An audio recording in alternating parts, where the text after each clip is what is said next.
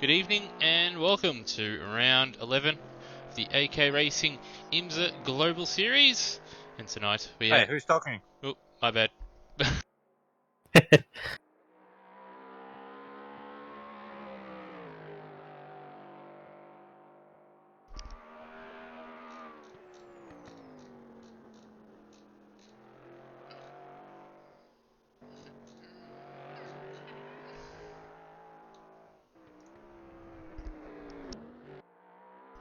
Alright, and sorry about that.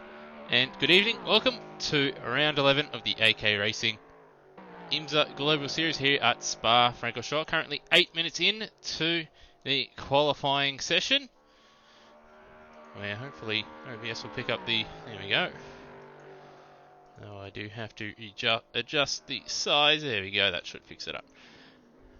There we are. So, 8 minutes in with the IMSA Series qualifying here at Spa, with Rudreski currently sitting pole position 1 minute 58.664, with Matt Cotter just a tenth shy in second place. Andrew Himbry 1.5 seconds behind, and Andrew O'Hara, our championship leader in the DPI class, sitting in fourth place, 4.2 seconds off, and he is currently hungover by all accounts. So normally one of the faster drivers at AK Racing, he may be a little off the pace this evening, being a little bit under the weather after having a big day yesterday. Now, obviously this series hasn't been broadcast before, or at least by myself. A little information on the qualifying and how it works is in the first 15 minutes, the DPI cars have the track all to themselves, and once the 15 minutes has expired, they must complete their final, well, if they haven't crossed the line by, or started a lap by 15 minutes, once they cross the line the next time, that will be their session over. And the GTLM and the GTD cars, which is essentially GTE and GT3 cars, are then permitted out onto the circuit.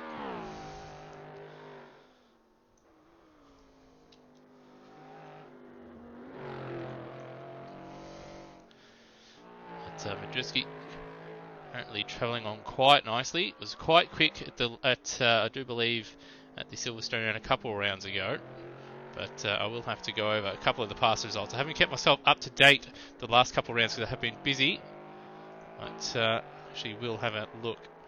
So in the DPI class last time around, Andrew O'Hara was the winner. But yes, I do believe actually Madriski was the winner at Silverstone.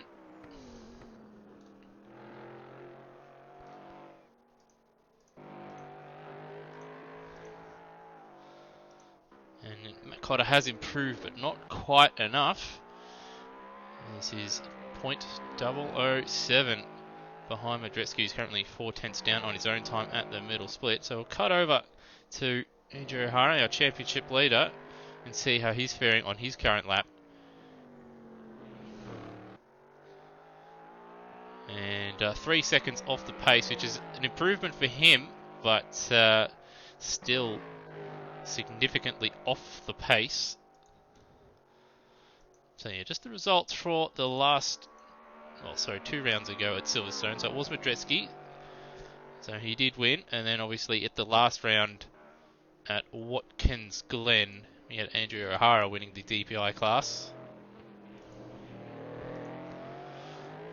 O'Hara now out of the final turn, makes his way to the start-finish line, and he does improve by 3 tenths on his own time, but still significantly off the pace compared to Madriski and Cotter, with sort of Himbry 1.5 away from the lead. Now let's ride on board Matt Cotter. Unfortunately, this car's not having the best onboard cameras, so we'll ride just over his left shoulder and see how he tackles this Spa-Francorchamps circuit.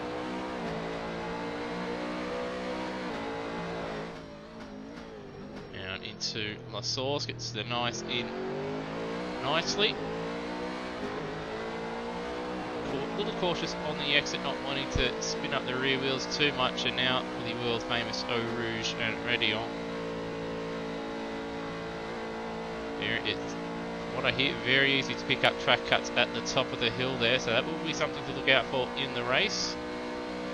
Now coming up to the first split just before Les Combes, and he is 1/10 up, but he's just outbroke himself a little bit at Les Combes and lost the rear end as the car pendulum around on him a little bit. He's kept it going, but that's definitely cost him quite a bit of time, I'd imagine. And I think he's backed out of it because it looks like he's just cruising around now. Currently the only DPI car driver out on the circuit, with about, well, as you can see, about 2.5 minutes remaining now in their allotted time. So if they do want to set a lap, they're going to have to leave the pits quite soon. And so lap time, as you can see, your fastest lap time is 1:58.6, and it's obviously a bit slower when you leave the pits.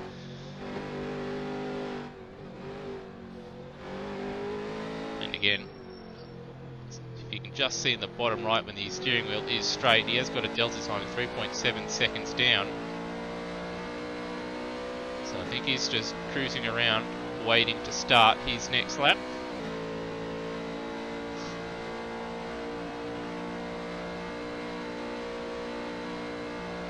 And we'll stick on board with him. No one else has left the pit, so he will be the only DPI car and the only car out there. And no, he's gone into the pits, so that looks like it may be his qualifying session done and dusted, with Madretsky starting from pole position for the DPI class. Unless, of course, Cotter just adds fuel and goes again. But I'm not sure he's going to do that, actually. And in he goes. So a very anticlimactic finish to the DPI qualifying session. And now we have to wait a minute or so for the next set of cars to leave, or to be permitted to leave the pits, with the GTD and GTLM cars out there, as you can see just in the background in the top right hand corner of your screen there. But while we wait for that, actually go over and take a look at the DPI Championship standings. As you can see on your screen, Andrew O'Hara 341 points to 296, with Matthew Cotter in second place there. Andrew Himbrey just 20 points behind Matt Cotter in third place. And then we have Regis Stockert in fourth place on 187. Madretsky on 153. He hasn't attended most races, so he's only fairly late comer to the championship. So it would have been very interesting had he have been around for round one out there. And in fact, we've got some cars out there on the circuit. So we will cut back to the live feed, where Peter Reid has jumped to the top in the GTLM class on 2 minutes 16.5, and going by practice times, he is the man to beat out there. And we'll jump on board. He's on his Ford and see how he tackles the Spa-Francorchamps circuit, considering Matt Cotter let us down big time. Unlike Cotter, he's got the nose in nicely for Les Combes. Using all the road, nice and smooth. Now through the long downhill right-hander where understeer is prevalent. Now coming up to the corner with No Name. Using all the curb on entry, on apex and on the exit. And now for Pouon. He's got the Porsche of, I believe, Tim Himbrey in front of him. Himbrey 1.3 off on his first flying lap. Now for the Fania chicane.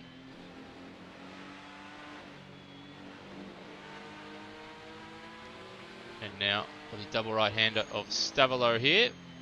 And also coming up to the second split line in between these two. But it's not going to give us a lap time or a sector time until he crosses the start-finish line. It's been a nice clean lap so far.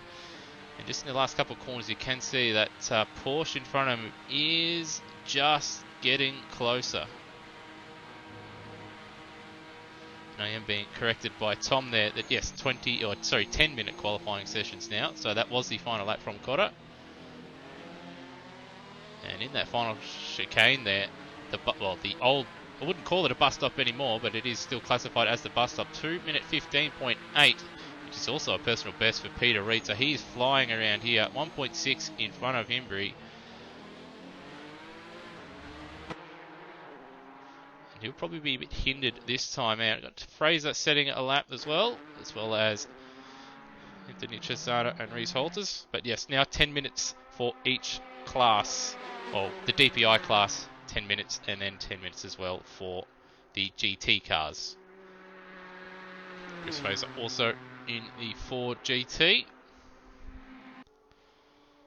He's in a bit of space, so we'll stick with him.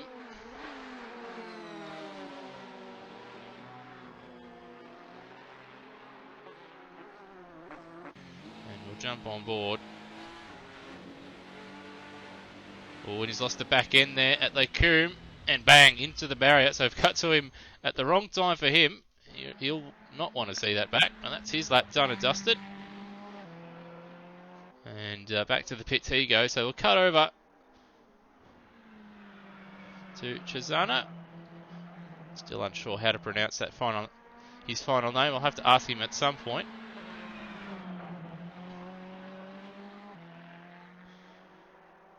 The 488 hasn't been one of the better cars in this series so far. But he's been nice and consistent. Just hasn't had the outright pace that a few of the cars around him have had.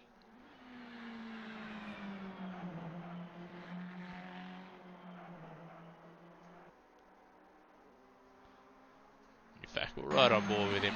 See how he's tackling the circuit. And that big red you can see on his dashboard there, that's his delta time. And very helpful as the HUD that we are running doesn't show the lap time is on, but we can have a look and see what his delta is. And as you can see, 0.7 down on his own delta. Oh, and that curb there at Blanchimont would have unsettled him just a little bit and cost him a fraction of a tenth of a second.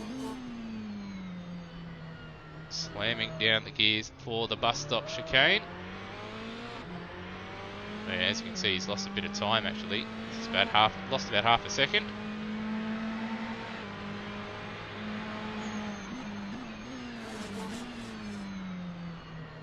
Uses a lot of curb there at La Source, turn 1. And so far, he's started well. Oh, and we'll follow him around and see how he's able to attack the circuit. And that'll be very close to a track cut at the top of the hill there. But he's pressing on. And he's up.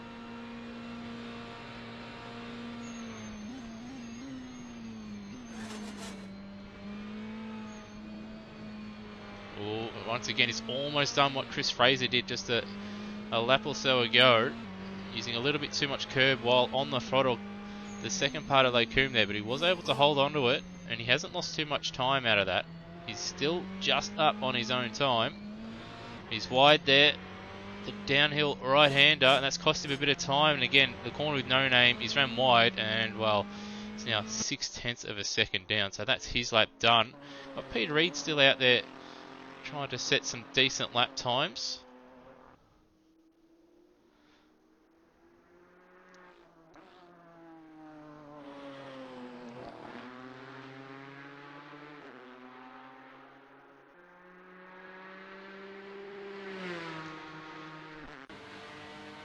See how he's going out there at the moment.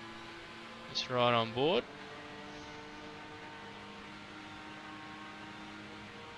Because it looks like he's still gunning it out there.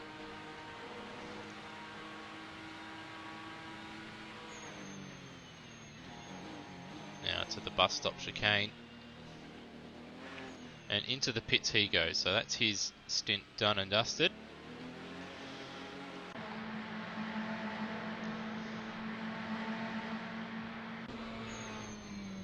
And I wonder if we'll see Chisana in as well. And this will be the end of the GTLM class. Yeah, so he's into the pits as well. So that means we should see some GT cars out there. And in fact, we do. And Thomas Lauda in the Lamborghini Huracan, followed by the McLaren of Johnny Ravanesi.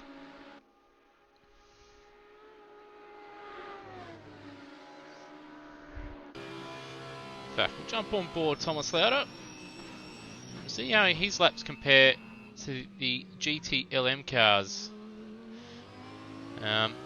Just a point of reference for those that don't race in the series or around AK Racing, there is a bit of a BOP compared to the GTLM and the GTD cars. Obviously they are different cars anyway, but the way Assetto Corsa has done the physics for the GTD and the GTLM or GTE and the GT3 cars, they're actually quite similar on pace.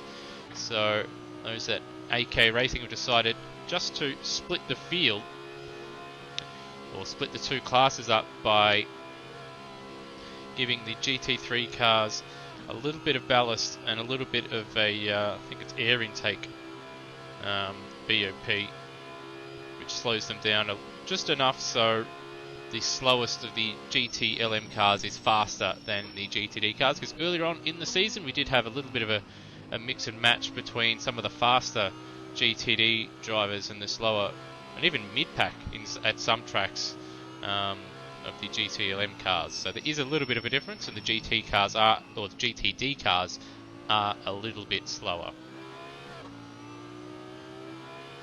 And so far, not too bad a lap for Lauda. Hasn't really made any glaring mistakes, been nice and smooth. Now coming up to Pouin.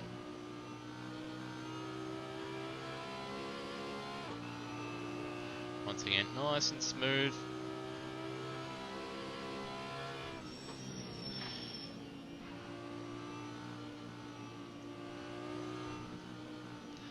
Thomas Lauda was the winner last time out at Watkins Glen in the GTD class, so he is in a decent bit of form.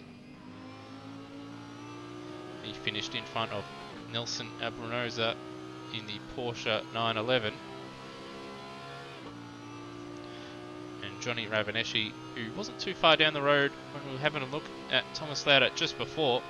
He was third in his McLaren 650.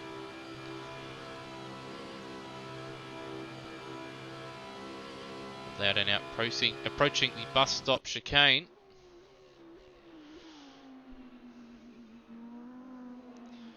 And Ravanesi still not too far away, so he hasn't made any glaring mistakes either.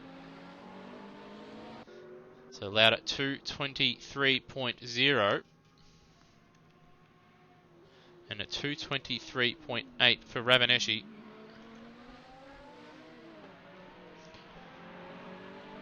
Original 2:28.5, and a host of cars now coming through. There's we'll just have a look. So we've got Bain 2:27.3. He jumps up to, well, he did jump up to P3. Now Simmons, Taylor Simmons now in P2. Payne in P3, Reginald P4, and Ellis in P5 in the GTD class. Now we're waiting on another one of the McLarens. I do believe that is Aaron Thomas, and it is, and he's not too far away from Johnny Ravanesi.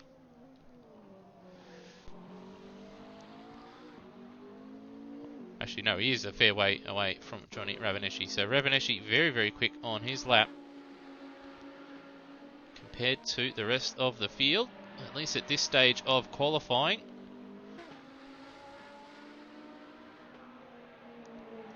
And we've got, oh, Reginald is around. I do believe that's just after Lecombe. At I think roundabouts where I think that was Chris Fraser went off in the Ford GT.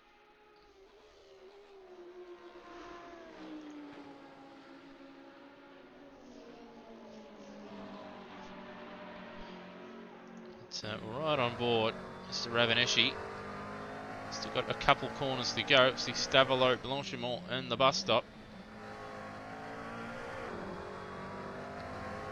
It's one of the drivers in the GTD class that has vastly improved since the season has begun. If you can squint hard enough and see on his dash, he's about 3/4 of almost a tenth of a second down on his own time. In fact, he is now a tenth down on his own time, but you can make that up at the final chicane if he nails the braking and nails the exit. But he's outbroke himself a little bit. And you can hear the traction control just cutting in a little bit. And Thomas Lauder now to the top of the timesheets. And Ravaneschi back to the pit. So we'll jump back to Aaron Thomas and see how he's going. Thomas not at the last round of the championship. But he's here this evening, which is good to see. He's just been dumped by Ellis in third place. And now Dean Brister has jumped up into third place in the GTD class. So Thomas now out of the final corner and across the line. And he jumps up in front of Ellis now. 2:25.4 for him, which, as you can see at the top of your screen, his personal best so far. And going back to Aaron Thomas's last race.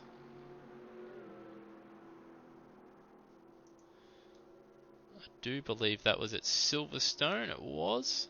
But he was out very early in that one. So he'll be hoping to last quite a bit longer in this one. And we've got Payne in the GTR, which was my former car. We've had Don Napper now set a 2:24.6. And Thomas Lauder at Pouon there. It looks like he's going to go back to the pits. He's just sitting there and back he goes. Got Ellis in the Ferrari. He's jumped up in front of Payne now. And he's got Ravaneschi right behind him. So Ravaneschi has left the pits. These guys, pardon me, they've got a minute to get around to the start-finish line to start a lap. And it'll be touch and go, but these three guys here on screen, so that's Ellis, Ravaneschi, and Payne, they should get to the start-finish line. Everybody behind them, I reckon it's going to be very touch and go. As you see, Greg Brock to the top of the timesheets, 2:22.0. That's half a second faster than Thomas Lauder, who is in the pits and won't be able to respond. So, Greg Brock out of nowhere to the top of the timesheets. Lauder in the pit, so it's going to be down to Ravaneschi, Brister, Thomas, Ellis, and Payne. Simmons and Reginald also out on the circuit as well. And Ellis about to, well, he's just going to squeeze by. He sets another lap. Looks like Brock is going to go back to the pits. Ravaneschi will cross the line. And who is that? That is Payne. So Payne is the last one. No, Payne didn't make it. So everyone else behind him, that is them done. So it will be Ellis and Ravaneschi, the last ones to set a lap time. As you see, a number of cars finishing their laps. And Aaron Thomas now jumping up in, well, ahead of Dean Brister. And he will also go back to the pits. Got Reginald out on a lap.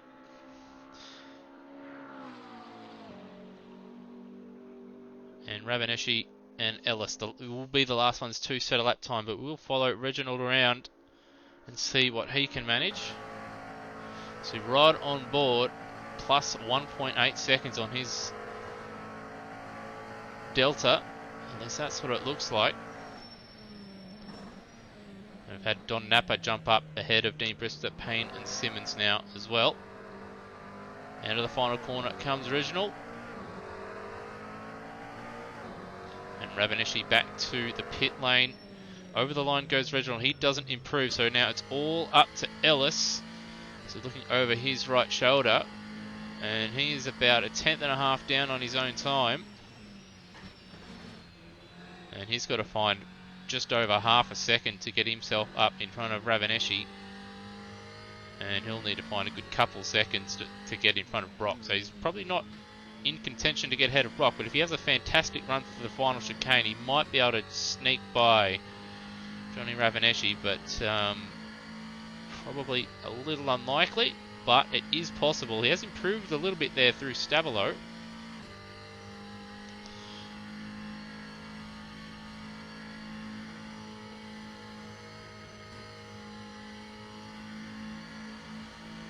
And now the final chicane. A metre or so later than what he did on his other faster lap that he's got the Delta with. A little bit better through the final chicane. Looks like he's a 10th, 2 tenths up. He does improve, but that is not enough. Alright, so to go over the qualifying order, we've got Modretski will start from pole position, followed by Matt Cotter, Andrew Himbry and Andrew O'Hara. That is the DPI class with 3.9 seconds separating those four drivers. In the GTLM class, we've got Peter Reid will start from pole position, followed by Tim Himbry, and there's quite a large gap between those guys, a good 1.6 seconds between first and second. And then between Himbry and Fraser, got 4 tenths of a second. Fraser will start from third place in his Ford GTE, so the Ford GTE is going quite well around here. And then in fourth place in GTLM, we've got Anthony Cesana in the Ferrari 488 GTE, 218.3 for him, 5 tenths off Chris Fraser, but he finds himself just 2 tenths in front of the other Porsche 911 RSR, the 2018 edition of that one, with Holter's 218.5, and he's 1.2 seconds in front of O'Brien in the BMW M8 GTE, who set a 219.7. Now to the GTD class, we have Greg Brock will start from pole position in his class, setting a 2 minute 22.098. That was just under 5 tenths faster than Thomas Lauder, who led for most of the session, with Brock setting his lap with about a minute to go in the session, and that was, I believe his only time lap as well. So he set it at the end, only seemed to do one run, and it was good enough for pole position. Thomas Lauder, who's been going very nicely in the last couple rounds, will start towards the front of the field in his class in second. Johnny Ravaneschi continuing his decent form. He'll start from third in class with a 223.8. So he's 1.3 seconds off from Lauder, but he's got Ellis only 3 tenths behind him, and then Aaron Thomas 5 tenths behind him. So that little midfield from really Ravaneschi through to Ellis, Thomas, and then you got Napa behind him, and then Brister. They're all very, very close together. 8 tenths of a second separating 13th place car on the outright grid and the 17th place overall car on the grid. And then we have behind Brister, we've got Payne, who set a 25.4, so about 8 tenths off from Brister, and then another 1.4 seconds separating Payne and Reginald. And then 3 tenths separating Simmons from Reginald. And then we have Dean Urquhart with a 2 minute 30.4. And obviously, just looking at a number of these lap times, some drivers setting their times on medium. It looks like they've set their times on mediums, and others had set their times on softs. Anyway, we did have a quick look at the championship standings. As you can see, DPI standings we did go over. As you can take just another quick look and a quick refresher. And now we'll skip over the page to the GTLM class, where we see Tim Himbry leads that one quite comfortably. I do believe he's actually got the championship wrapped up in that one with this race, and then one more round to go after this one. But still after that, you've got Reese Halters, Peter Reid very close together. So the battle for second in the championship is up for grabs. Simon Phillips and Anthony Cesana very close together as well. And just having a look at qualifying as well. No Phillips here this evening, so that will be advantage Cesana in that one. But Reid and Phillips, that one, and then Reid and Phillips, obviously big gap between those guys. Nick Carrantas, as you can see, he's not here this evening, and neither is Johnny Eaton, so they will stay on the same amount of points. No Chris Keys either. No Lewis Wedding, because, well, he's commentating, and Chris Fraser on 50 points. So Chris Fraser should jump up in that one.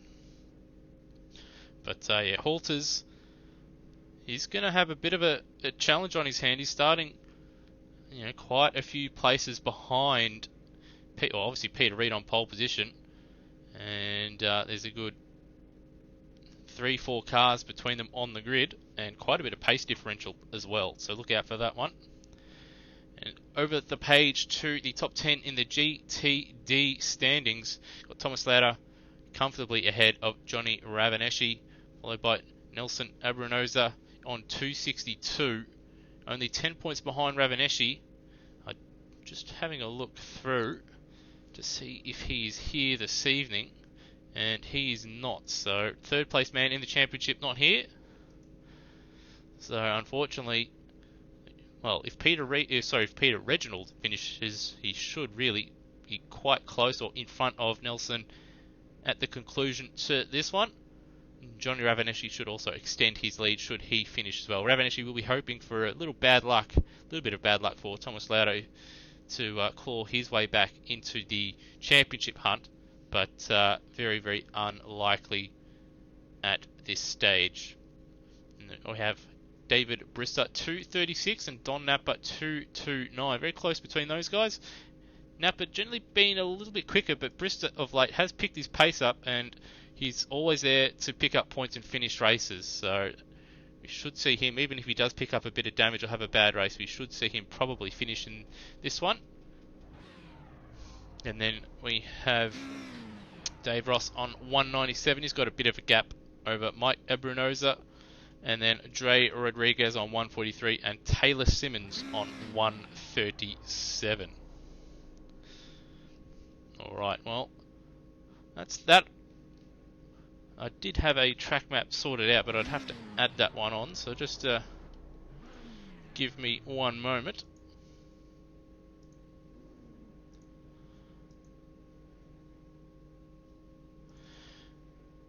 And just a bit of track info and just race night info for this evening. We're obviously at the Spa-Francorchamps circuit in Belgium. Track is 7 kilometres long, 20 turns. Got 3 classes this evening, and the race length is 90 minutes long. Strategy-wise, in DPI, it will be very, very interesting. Whether drivers will race on the soft tyre, which is a bit quicker but does wear out all the mediums. Probably see drivers on the mediums, but also the hards. We have seen Andrew O'Hara pull off some strategies with the harder tyre, which is a bit slower, but it lasts a lot better than even the medium tyre. So the softs I don't think we'll see too much of in the race, at least in DPI class, but the medium tyre and possibly the hard tyre will be ones to look out for in that one. And then in the GTLM, I think it's and GTD, it's going to be more about pace more than anything.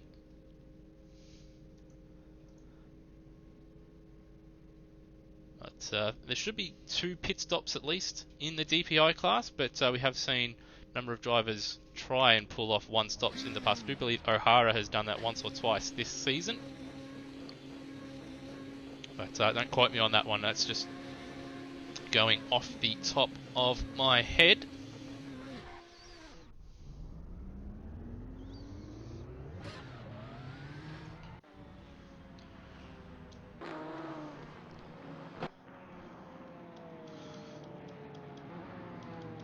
Alright, well, even though AC doesn't have a formation lap,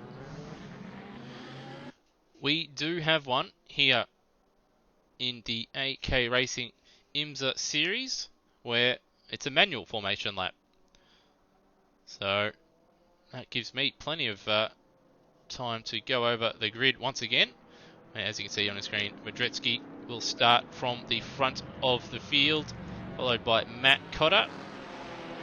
And we have Andrew Himbry and Andrew O'Hara. Those colours on the left-hand side next to the drivers' names, that does indicate driver class, or it should indicate driver class, with obviously the red indicating the DPI cars, yellow, and it looks like orange as well, indicates the GTLM class. So I don't know why some of the Ferraris in that are red as well, but they are. And then as you can see, green on your screen next to the driver name, and the obviously position that they're in indicates that they are in the GTD class. Peter Reid will be leading the GTLM field from the start, and he'll have Tim Hembry alongside him. And then we have Chris Fraser in the second of the 4 GTs. He'll start from third. Anthony Chisana will start in fourth, followed by Reese Holters in fifth, and then O'Brien in the sole M8 in, I think that's 6th position on the grid, at least in the GTLM field. Now, flicking down to the GTD class, Greg Rock will start from pole in the Mercedes, followed by Thomas Lauda, and then behind him, Johnny Ravanesi. Both those guys first and second in the championship. Greg Brock, he doesn't have to worry about any championship. He's just racing out here for race wins and for a bit of fun. So, I think you'll just see him just absolutely go for it this evening. While Lauda and Ravanesi just have to be a little bit cautious, because they do have at least something to play for, even though Lauda is a fair way ahead. Behind Ravanesi, we've got Ellis, followed by Aaron Thomas in the McLaren 650S. That's one of 3 in the field. Behind him, he's got Don Napa in one of the Lamborghini Hurricanes. He's got Dean Brister behind him, the second of the Mercedes AMGs. And then we've got Payne in the Nissan GTR behind him. Then we have Reginald, Simmons, and then Dean Urquhart in the final of the Porsches in the field. In fact, I do believe the only Porsche GT3 car in the field. Alright, well, just about to get underway. Field now approaching the final bus stop chicane.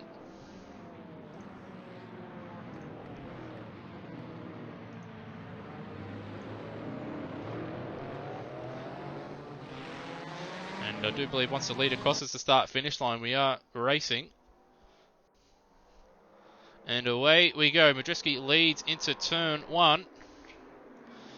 And it looks like no difference in the GTD field, but we can see a number of drivers trying to make the move up the inside at turn 1. And now the long run down the hill and then up the hill towards Eau Rouge and Radion. And that'll be a track cut already for Matt Cotter on the first lap. We'll see if anybody else picks up one. There'll be one for Chris Fraser there as well. Ravanesi will be close. Another one, that'll be Aaron Thomas, I think, very close. The GTR, that'll certainly be a track cut. We've got Cotter into the lead, though. He did pick that up, but he did cut the track to do so. But Madridsky's gone around the outside and held onto the lead.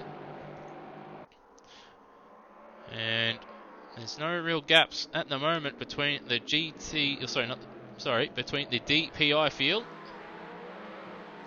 And then Peter Reid, he's got a little bit of a lead over Tim Hembry. He's got a little bit of a lead over Fraser. Chisana is holding up. Reese Holters and O'Brien behind him. So angry little pack behind Chisana here. But looks like he's had a good exit out of No Name. And he's just relieved just a little bit of that pressure that was coming from behind. Back in the GT field, Brock's, well, he's fairly close to O'Brien, but he's got a sizable gap over Thomas Lauda, and he's got Ellis for company. Ravanesi's had a shocking start. We did see him running a little bit wide at top of the hill there. He's down 5 spots, and he's got a bit of work to do. In fact, we'll cut to that because that is a very angry little pack. We've got Don Napa leading it, and Aaron Thomas, Dean Brister, and Ravanesi all right there. And we've got O'Hara and Hembry also battling it out as well. As you can see, the top left-hand corner of your screen. Just cut to it now. And it looks like Payne as well. He's dropped down to 20th spot, so he hasn't had a good start. And Hembry currently leading over O'Hara. So O'Hara couldn't finish the job. Hembry holds on to third. But there's a long run now for these guys to Leku, and O'Hara will be hoping just for a nice bit of slipstream to help him get a little bit closer or even get by. But we'll cut back now to that interesting battle in GTD. Looks like Napa's just edged away from Aaron Thomas, and Thomas has fallen into the clutches of Dean Brister. Brister having a decent run through La Source, and they're going to be side by, no, not quite side by side, but he's certainly having a look, coming down the hill. And I've had Greg Brock has jumped up in front of Chisana, and Chisana's gone another spot down. So what has happened here? He's going slowly. But to hazard a guess, perhaps an incident at Eau Rouge. It's a disaster for Chisana, and now it's probably going to be a little bit of a disaster for Don Napa, because he looks like he's closing in a little bit, and he's going to lose a bit of time. So Ravaneshi runs a little bit wide at Lekum there.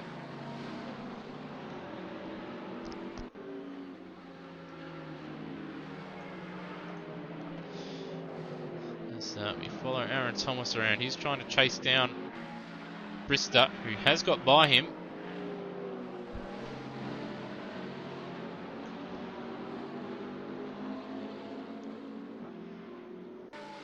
We've also got Himbry's got Chris Fraser for company as well. Reed just stretching away, and Fraser now putting pressure on the champion-elect in the GTLM class. Fraser looking to make it a Ford GT 1-2.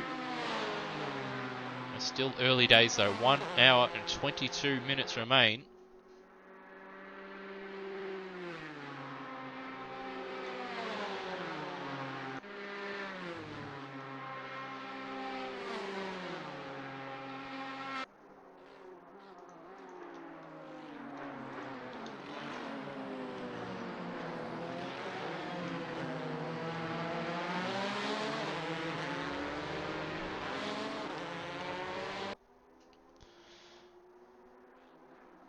Fraser just a few tenths faster. In fact, Halter's even faster than Himbry as well by a couple tenths as well.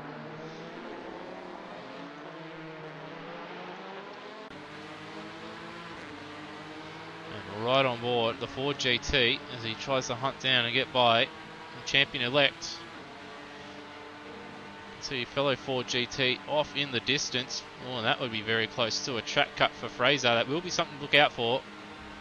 We are running programs here in AC which do give you track cuts as opposed to slowdowns, and if you get enough of them, I do believe it's 5, or I think you get 5 warnings, and then on the 6 you will get a drive-through. And for whatever reason, Henry a little bit defensive into Lekum, was compromising through there. Now Fraser's right with him, because he was absolutely nowhere near him into the corner, but that compromised line has allowed Fraser to close that gap right up now. And there's just a cigarette paper between them. Chisana now, as you can see, on the left-hand side of the screen, has got past Ellis, and he's going to try and make his way up through the GTD field and close back up to O'Brien, the next place GTLM car.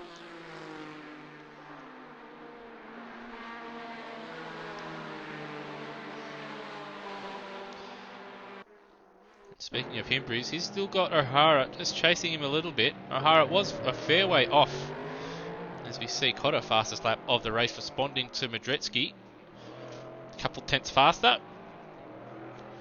But O'Hara was well off the pace in qualifying. He did join practice late, and we do know he is hungover. So we may see his obviously speed improve as the session or as the race goes on. And we've got Fraser in the gravel trap, so we've missed that. We don't know what's happened. And he is out. So unfortunately, we don't know what's happened there. But unfortunately, Chris Fraser, who was looking at a solid result, is gone. He's out. And now O'Hara, Himbry, side by side at Lekum. O'Hara around the outside. He pulls it up. He's got the job done. And he's blocked off Himbry behind. So O'Hara now up into third. And it will be interesting to see now how his pace progresses as the race goes on. Because I reckon we'll see him find a bit of pace as the race goes on, but early on he might lose just a little bit too much time to bring himself into play. And just looking at that gap actually between first and second, it's come down a couple tenths on this lap as well. So perhaps a little couple minor mistakes for Madrecki, and some good driving from Cotter has allowed that gap to come just under 2 seconds now. It's sitting at 1.9 seconds. And looking at, as you can see on the left-hand side of your screen there, it does come up when drivers do set a lap time. It does come up, so I reckon these guys are not too far away. As you can see, Greg Brock in GTD, and we've got some of the guys towards the back end of the field as well. They're coming up to finish their laps, and Madrecki, yeah, he's going to start lapping people on the next lap. So one thing about multi-class racing is that being able to pick your way through traffic cleanly and quickly is vital. And as you can see, 2:02.2 for Madrecki, 2:01.7 or 8 for Cotter, and O'Hara now into the 2:02. So that was a good 1.6 seconds faster than his qualifying effort. So O'Hara now starting to come into it, and at the right time. But he'll certainly be hoping for a little bit of lap traffic to help him out, as Madrecki just would have been balked slightly on the exit at the top of Radion, while Cotter in behind, he won't be hindered at all. And as you just saw at the start of that shot as well, they're coming up to a big haggle of GTD cars. And the gap between the front two, 1.1 seconds. Cotter, I think, ran a little bit wide there, like Coombe, just like he did on his qualifying lap. But yeah, they've got Dean Brister, Payne, Dean Urquhart and Payne not too far down the road, battling it out. So they're not going to want to let these guys go too easily. But another rule of thumb in this series is that the GTD and GTLM cars do not have to, or they are told just to stay on their line, and the faster cars have to make their way around them, just like that.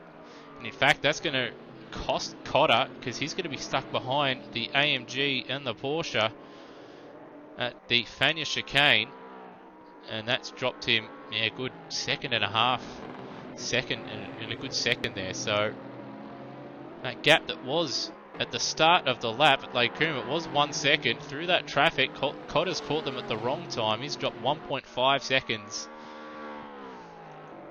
And now Brister trying to make his way past Urquhart. And O'Hara trying to make his way past Brister and Urquhart.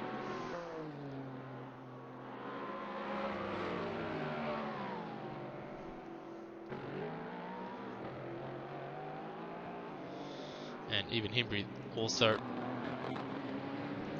It's in the end actually, Cotter only 4/10 slower than Madrecki, but still that gap was quite low. Go back to the GT class actually, and look at that. Greg Brock, he did have a nice sizable lead, but Thomas Lauder's put in a nice couple laps, and he is now right on the tail of the Mercedes AMG driver.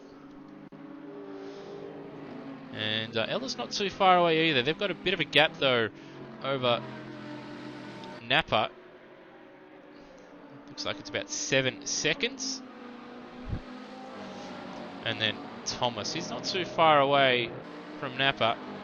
And he's got Ravaneschi trying to recover after his poor start. In fact, looks like a little bit of damage on the front and the side of Ravaneschi of his McLaren. And once again, Cotter is having to contend with a bit of lap traffic, but they don't have to get out of the way. They're told to stick to their lines. He's just catching them at the wrong spots. But he'll be hoping he gets a bit more luck later on in the race, because at the moment, he's just catching them as they're all grouped up and right at the corners, while Madrecki seems to catch them just a few corners earlier and down the straights.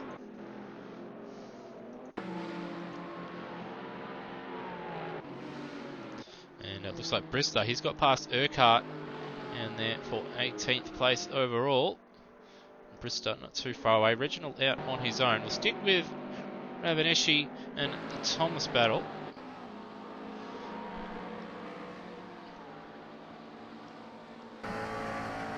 Right on board Ravaneschi as he tries to get himself in front of Aaron Thomas, fellow McLaren 650S driver. Thomas going defensive. He's actually got Don Napa right up in front of him, so Napa's had a bit of a slower lap because there was a little bit of a gap between them earlier on. So now nice little 3-car battle pack. We're only 17 minutes, although we've only been racing probably for about 12 into the race.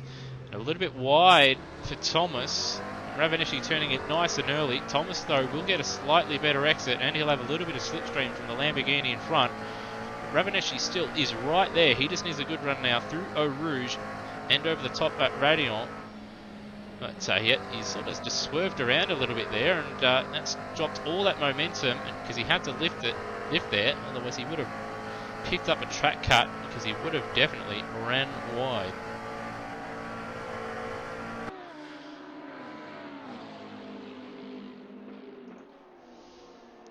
So a nice little battle here now for 4th place in the GTD class. Trisana has made his way past all the GTD cars now, and he finds himself 8 seconds adrift of O'Brien. Peter Reid, he's got 9 seconds over Tim Himbry, and Tim Himbry's got about 3 seconds over Halters. Halters, about 9 seconds over O'Brien.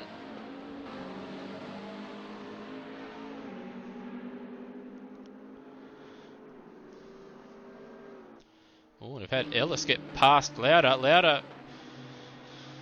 Well, we cut to Ellis, and Ellis is sideways, so he tried to send it. And now Lauder back up the inside at Stavolo. This battling is allowing Greg Brock to get away. They're going to go side by side through both corners. Ellis leaves a little bit of room, but Lauder smartly gets out of it, because if he tried to take that corner flat, which is generally flat in a GT car, but that's when he could take, obviously, all the runoff on the outside. He couldn't do that because he had that Ferrari of Ellis in the way. So he got out of it and had to lift. And now he's probably his best chance is Lake Coombe, because he's not going to be close enough into the final chicane or the source, barring a mistake from Ellis here. And just as we've cut away from it, Ravanishi has got himself in front of Aaron Thomas. They're side by side now at the bus stop. Ravanishi going to try and go around the outside deep on the brakes, as is Thomas. Ravanishi will hold it around the outside, have the inside for the next part. Leaves a little bit of room for Thomas on the outside, and they're going to be side by side into the source, are they? No. Ravanishi has got that job done, but Thomas now, he'll look to send it up the inside at La Source. He's going to try it. Ravanishi leaves him the room, and the two McLarens are going to go side by side. No, once again, Ravanishi better exit out of La Source. And he is ahead for now, but Aaron Thomas doesn't look to be making it too easy for him. And Ravanishi always used a bit of curve there. That will be a track cut. In fact, he almost hit the wall there. And Thomas, he's going to have to go the long way around the outside here as Ravanishi goes defensive. This battling is exactly what Don Napa wants. In fact, he's got Ellis not too far up the road. Ravanishi is going to try and hold it up the inside, and he does. He's able to pull it up, and he holds on to that position for now. And despite that, they haven't actually dropped too much time to Napa, as Ravanishi wide over the curve there, able to hold it. So Ellis, with that battling from Lauder, must have made a mistake somewhere at turn 1. Because, yeah, he's well off from Thomas Lauder. Don't have live gaps for you, but if I was to hazard a guess, it'd probably be around 10 seconds.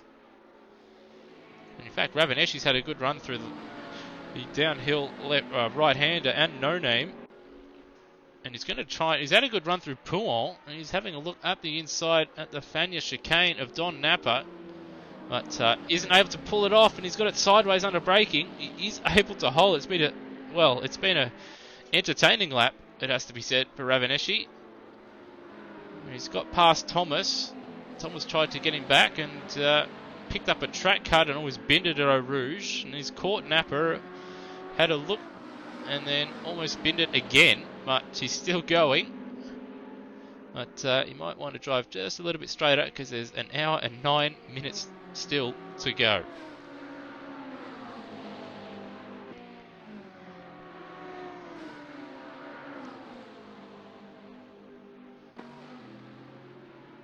And it looks like Thomas has closed up just a little bit, but Ravanishi very, very untidy on this lap. Almost turned into the back or into the side by mistake of Aaron Thomas there at the final chicane. And this battle will continue, and once again, Don Napa will just edge away. So a 2-minute 35 for Ellis, and that is a good 10 seconds almost off where you'd want to be in the GTD class. So we jump up through the field now, just have a look around. You can see a leader in GTLM, Peter Reid, is out on his own. He's well out in front of Tim Himbry. He's got his teammate behind him now, so Halters has had a decent run through the race. He hasn't made as many mistakes as O'Brien or Chasana, and obviously Chris Fraser, who was pressuring Tim Himbry the second or third lap there, but some kind of error or incident saw him parked in the Stavolo gravel trap and out of the race.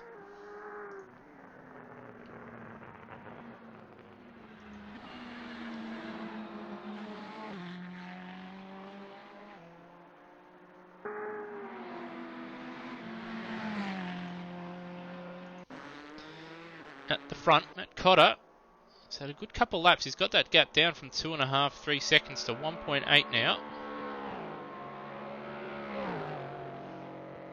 Looks like they're away from traffic, and he's just that little bit quicker in clear air at the moment. So that's good to see. He's making a race of it. O'Hara still in the 202s.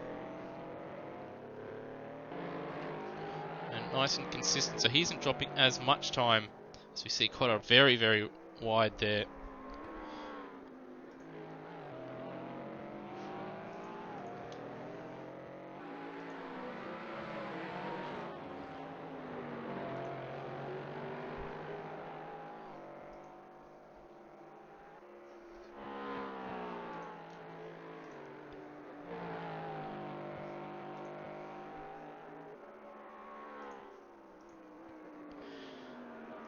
Just going to go through the field once again. Got Chasana actually closing down on O'Brien in the GTLM class. So Chasana recovering. Didn't see what happened to him, but he did drop back into the clutches of and behind a number of the GTD cars. And he was in front of O'Brien and Halters as well before that took place. But he's got past the GTD cars, and now he's chasing down O'Brien to get himself out of the bottom spot in GTLM.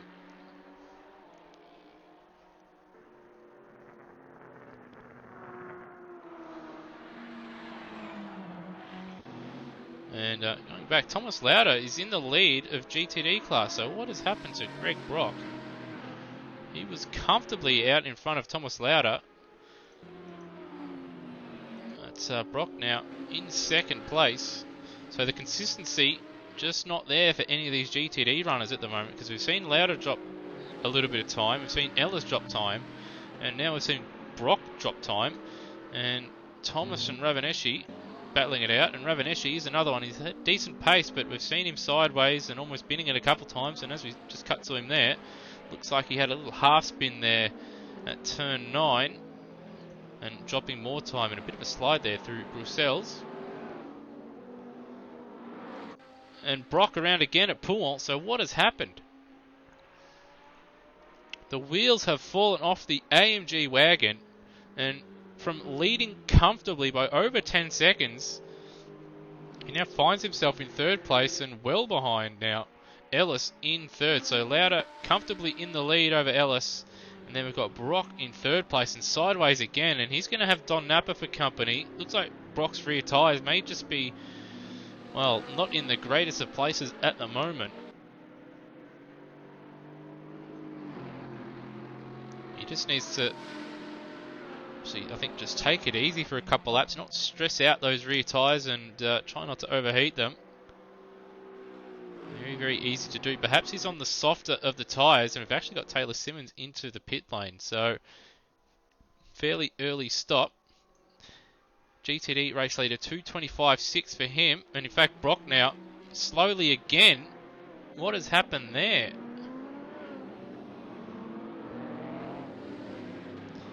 Will he go? Yes, he does go into the pit. So disaster for Greg Brock. In one lap, he goes from leading to, well, he's now into the pit lane. Napa and Thomas in the 2-minute 30s. Ravanelli 2:36. So the field, the pace has dropped off drastically in the GTD class. And it will be interesting now to see how Greg Brock goes once he does change his tyres. Now we've got O'Hara 2:01.8. So I did say earlier on in the race that we'll see how he goes. He should go better as the race goes on, and that is proving correct.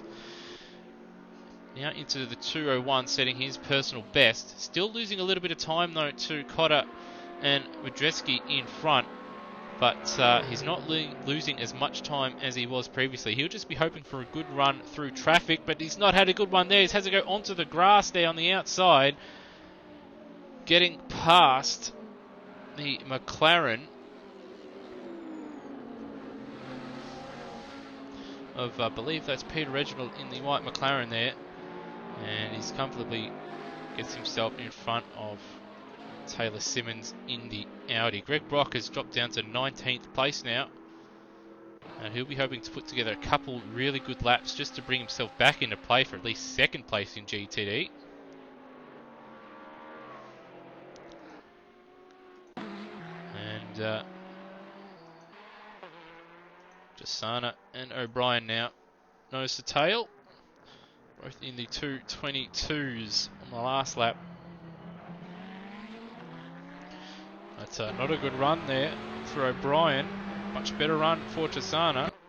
And they're going to be side by side coming into Eau Rouge. O'Brien, I think, just lifted maybe just a touch. He's going to try and get a good run through Eau Rouge. A little bit of curve for Chisana. It might even be a slight cut for O'Brien, but they're going to go side by side once again, I reckon. And O'Brien not making it easy for a recovering Chisana. O'Brien deciding against it. Chisana parking his car right in the middle of the road.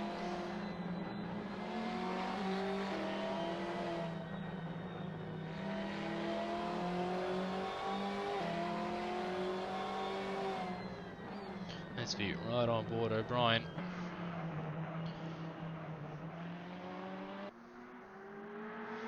O'Hara didn't have a good lap, obviously. We did see him on the grass, actually. But yeah, he dropped that gap. Was it about 15 seconds, 16 seconds to lead? Now 19 seconds. So not a good lap for him. Madreski, not as much traffic for him. And Cotter, again, not as much traffic for him on that last lap. So that's why he's dropping a bit more time. But he's comfortably ahead now of Andrew Himbry. The top four all in DPI class. And Napa would have been compromised there. Coming into Eau Rouge and a little bit of contact. Napa not giving Thomas any room on the exit there where there was a car with, and Thomas did take it. So opportunistic move from Thomas. They're going to go side by side into Lecoum. Battle of the late breakers. Thomas pulls it up and he now finds himself in third place in GTD in the McLaren.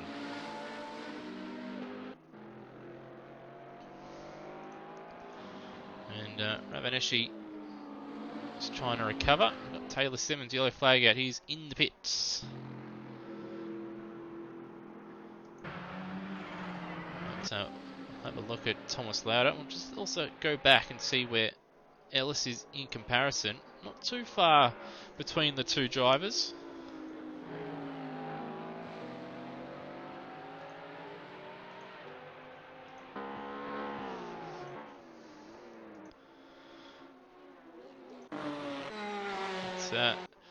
Too many battles at the moment to see a new fastest lap from Madreski. 2:01.006. 7 tenths faster than Matt Cotter on a 2:01.7 for him. So a little bit of clear air and quite a bit of pace for Madreski, and he stretches his lead now out to just over 3.5 seconds. 2:02.4 for O'Hara last lap around.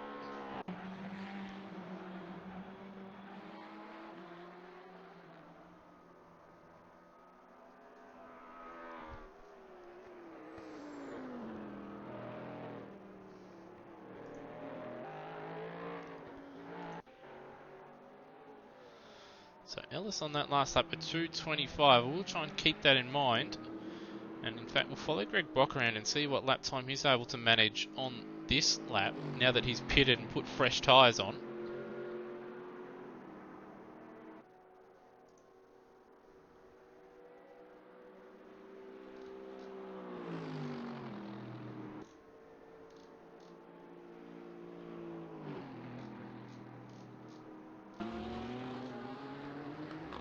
So coming up to the final chicane now.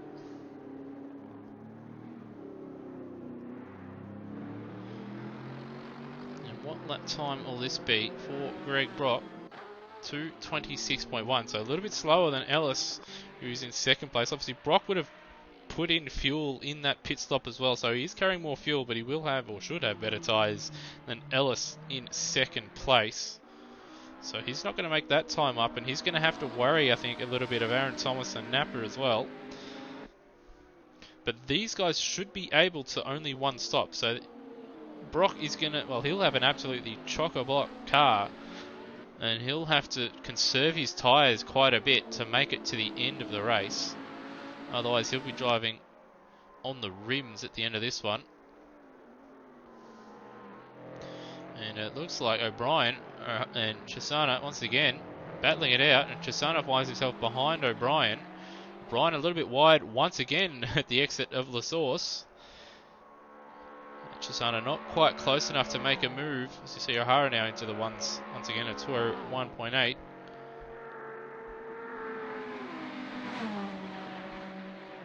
But yeah, Chisana having to get out of it, and that's cost him quite a bit of momentum and lap time.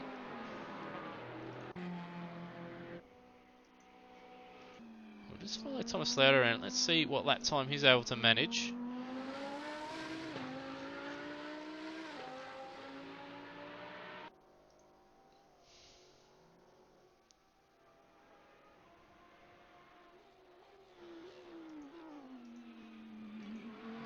Come up on my screen, 2:25 for Ellis that time around.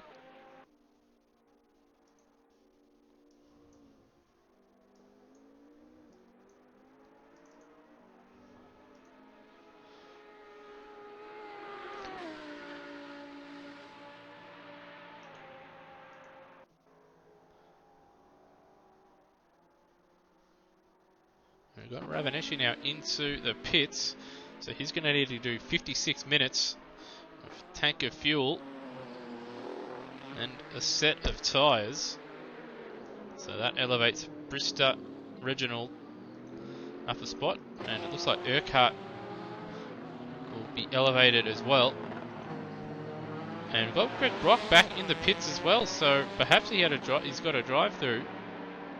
We'll follow him around and see if it is a drive-through or if he will stop for tyres and fuel.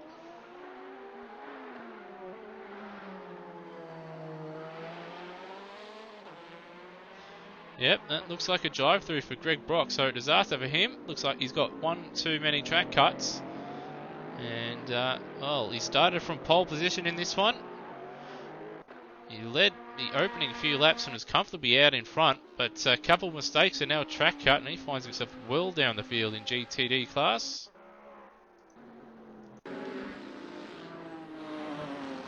So just going over the GTLM class, got Peter Reid comfortably out in front in this one. He's well out in front of Tim Himbry. Himbry, he's got quite a big gap over his teammate or fellow Porsche driver, Reese Holters. And then quite a sizable gap between Holters and now Chisana has got past O'Brien for the second time.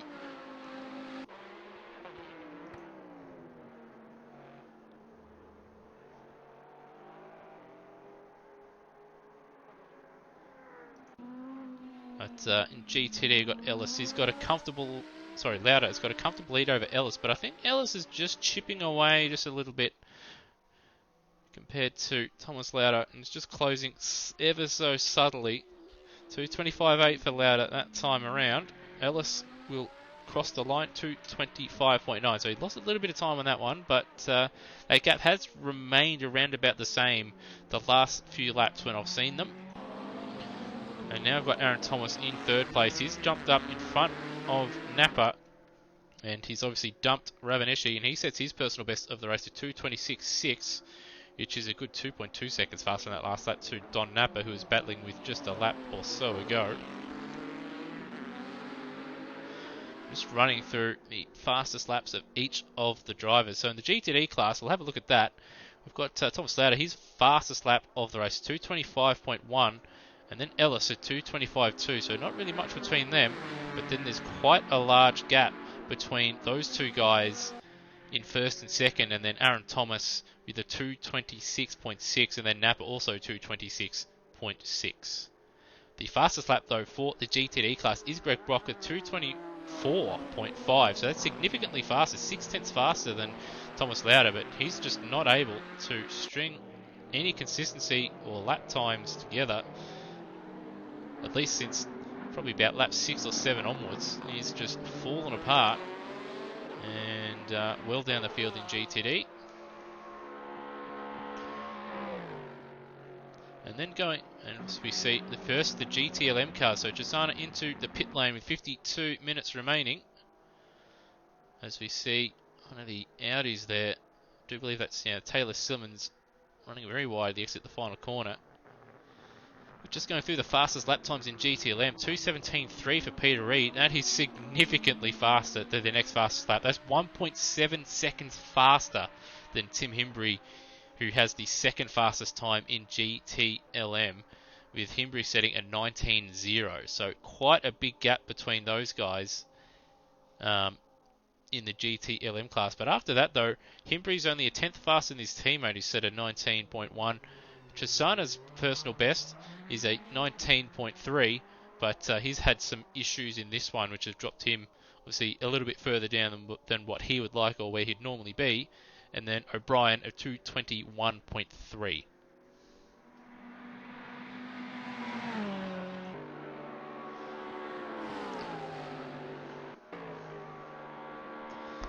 Up at the front, the gap now under 3 seconds once again, after it did balloon out just a little bit.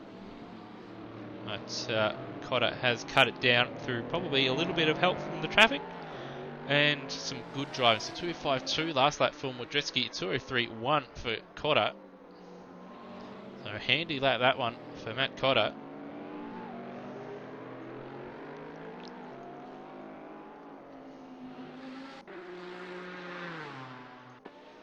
And we've got Reginald and Brister now battling it out in GTD.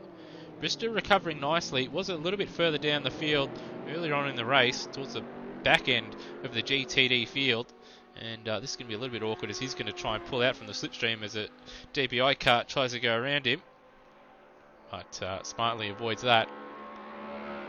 He's had a good run through Eau Rouge's Brister, and I reckon he might have a little nibble into Lake Cumia.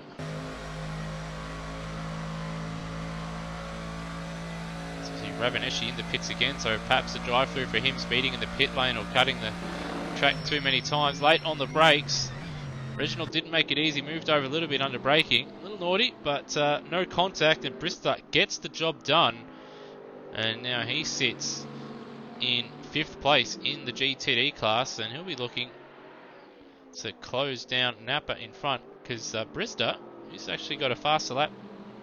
Well, his fastest lap's actually 4/10 faster, and his fastest lap is 1.4 seconds faster than Reginald behind. So he's just got to keep it clean for a lap or two, break that toe that he'll be giving Reginald in behind him, and then set his sights on Napa, who's further down the road. But I do believe Brister, Napa, Thomas, Ellis, and Lauder, they all need to pit,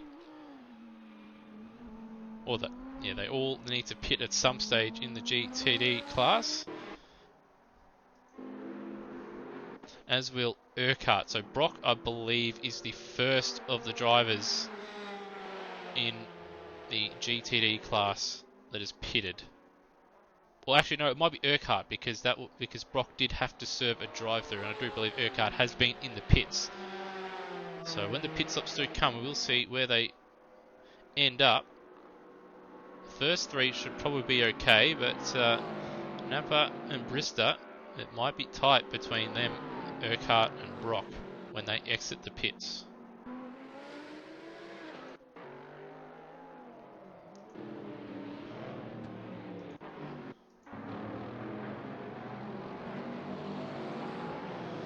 guys going through once again. You've got GTLM cars getting through, or trying to get through the GTD traffic. Bristow, good 2 seconds faster than Reginald on that last lap, so he's broken the toe now, and he's travelling quite nicely. The leading Mercedes AMG car at the moment, after Brock having a little bit of a disaster run after having such a solid start to the race.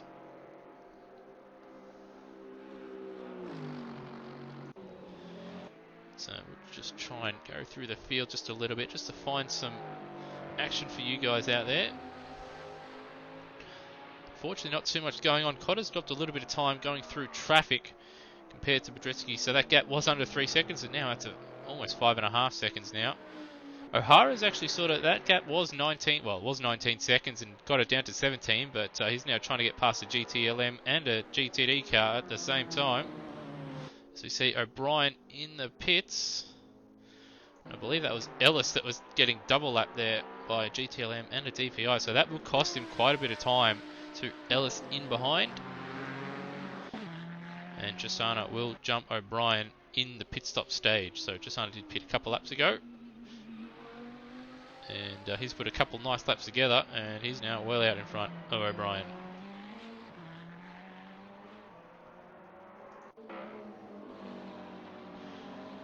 In fact, on Napa, no, I did think that Thomas was behind Napa, but we did see them battling. But he's now got quite a nice lead over him. And Lauda over the finish line. He's got O'Hara starting to close him down now. Ellis about to cross the start-finish line. Let's see what lap time he's able to manage this time. 2:26.5, so around about the same pace as Lauda on that one, which is not bad considering he had a little bit of squeaky bum time as he had a couple cars go around to lap him in a very awkward spot coming between Pouin and the Fania chicane. Thomas 2:27.8. He dropped it again. He's dropping time to the front two, but still solid third place for him at the moment. And he's streaking away from Napa. And Napa is going to have to worry about Bristow. He's a good 2 seconds faster on that last lap. And we've had Greg Brock get past Urquhart now. But Brock, he's got a fair chunk of time to make up after his drive-through. And outbraking himself at the final chicane isn't helping his cause.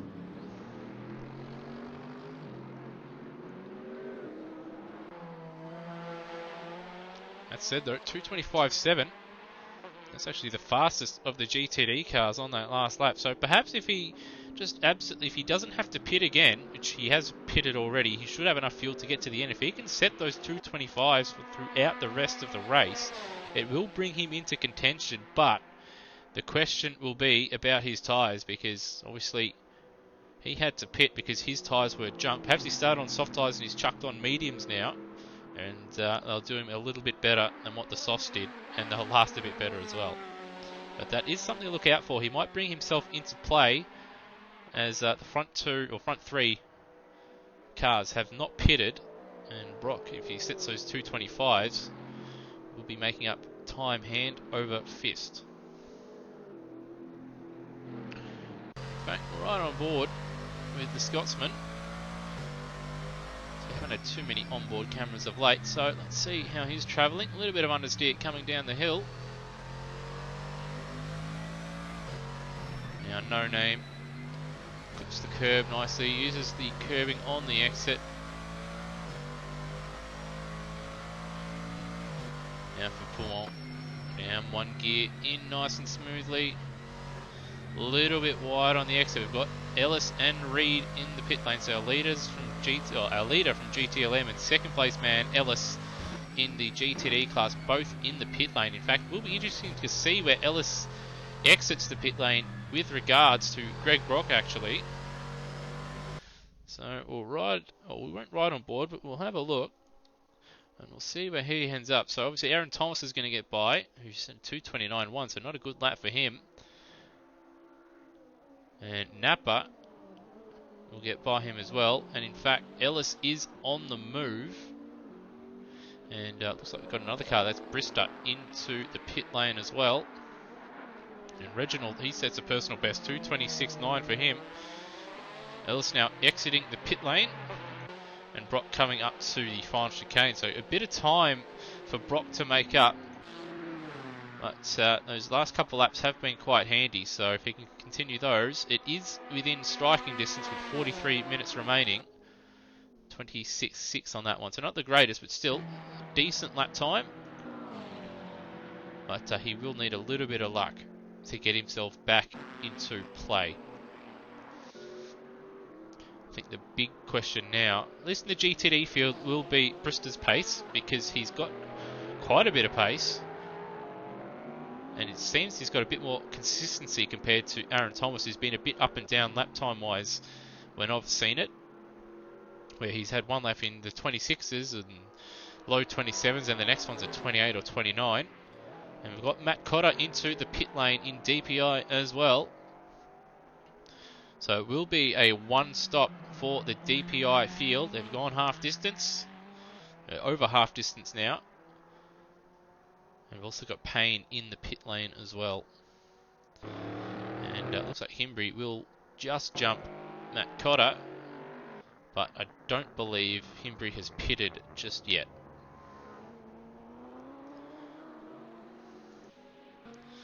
So now all eyes, GTD race leader. Will he jump into the pit lane? No, he's going to go around for another lap. And Ellis is caught, well, he's just about to catch Don Napa in the Lamborghini Hurricane in front of him. Reginald not too far behind them. And then Greg Brock is about 10-15 seconds adrift. A bit of curb usage there. And got Aaron Thomas now into the pit lane. So I reckon Thomas might find himself behind Greg Brock. Or if not, they're going to be very, very close on the pit exit. But with Ellis being stuck behind Don Napa, because he looks like he's going to have to force his way past, this is helpful for Thomas Lauder's cause. Obviously, there was a big gap between, a fairly sizable gap between first and second between Ellis and Lauder. But this isn't going to help Ellis's cause to try and close down that gap. Reginald in the pits. Thomas is on the move, but you can see Brock to the right of screen coming down towards La Source. So Brock might find himself in a podium position, all said and done, despite the drive-through penalty.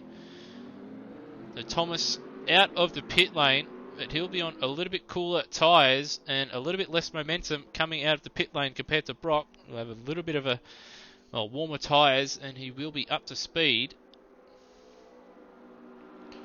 And Brock, very, very nice run through Eau Rouge. He's had to go wide over the AstroTurf, and Thomas now getting a taste of his own medicine that he gave to, I think it was Don Napa, I believe, earlier on in the race. So Brock now into an effective podium position in the GTD class. Madretsky was in the lead in the DPI class. In fact, Matt Cotter is going to jump him in the pit stop. So Cotter's had a good couple laps, or Madretsky's made a mistake, because he's only just gotten moving, has Madretsky, and Cotter now into the lead. And that's certainly spiced things up in the DPI field, because there was about 5 or 6 seconds between them. Perhaps a little bit of undercut, perhaps a little bit of traffic, and perhaps a little mistake from Madretsky has allowed Cotter now into the lead, and it's almost a 10-second swing, where it was about 5 seconds beforehand in Madretsky's favour, and now a 5-second advantage in Cotter's favour. So big swing in the lead of this race as Thomas Lauder goes around again. Got Peter Reid setting fastest lap of the race in the GTLM field, 2:16.9. And he is just absolutely smoking the field. Himbry at 2:21. So a good 5 seconds between the two of them on that last lap.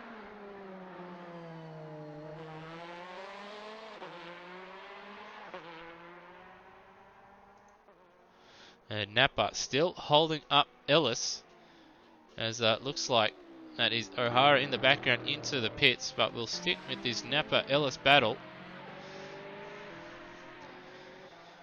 Napa, I believe, still has to pit. He's trying to go as long as he can, and then probably he might even try and run on softs towards the end of the race.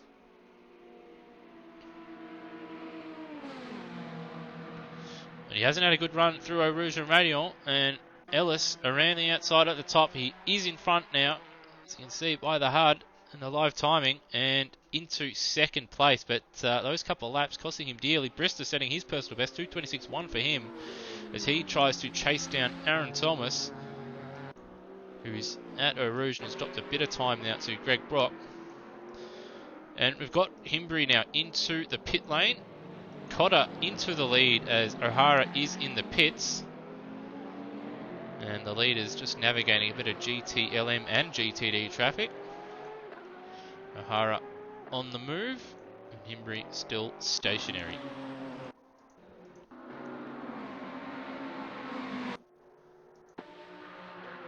So just going back, Ravaneshi, he's got Reginald right in front of him, so McLaren's line astern, 16th and 17th overall. Ravaneshi trying to get a little bit of a tow from the 488 GTLM car in front of him, of Chisano.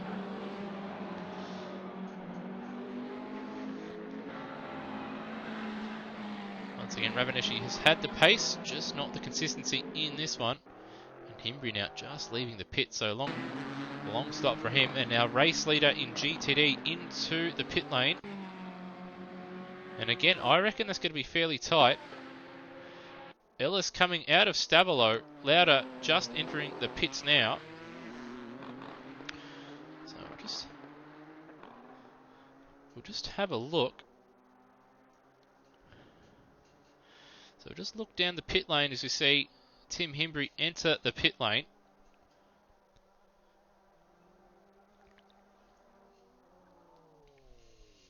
And there it is. So Lauda has gotten moving, and it is going to be very, very tight. I reckon he's just going to hold on to it, but Ellis has closed that gap down massively. I wonder if Lauda has either overfueled, or perhaps Ellis has just been a little bit quicker, or a mistake from Lauda, but that gap was out at about 10 seconds or so. But now, as you can see, it's about 1 second, just over a second. And we've got a couple tasty battles now, so it was a bit quiet for a while, but with 36 minutes remaining, we've got Matt Cotter has got himself into the lead through strategy, and Madretsky, who was comfortably leading, about 5 seconds, 6 seconds in front of Cotter. So Madretsky's going to have to close that gap down, and we've got Ellis has closed down that gap massively in the GTD battle as well.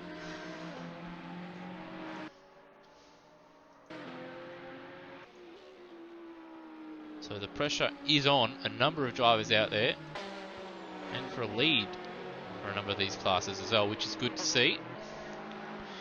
GTLM unfortunately not quite as close,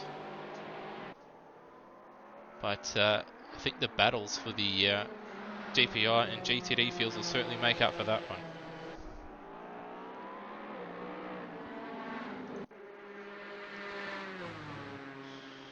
So we'll just have a look and just follow Peter Reid as he goes around the Spa-Francorchamps circuit. Haven't seen much of him because he's been absolutely nowhere near any of his fellow GTLM drivers, well out in front in his class.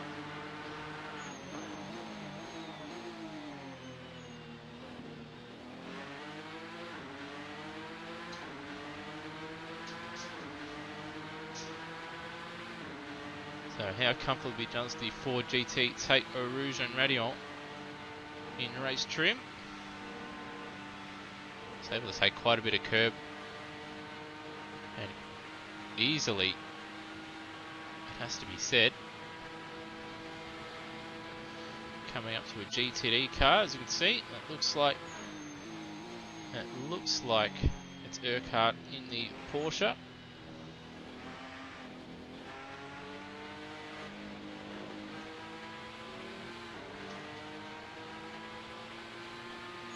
Hoping to catch him at the right point. He might catch him just after No Name.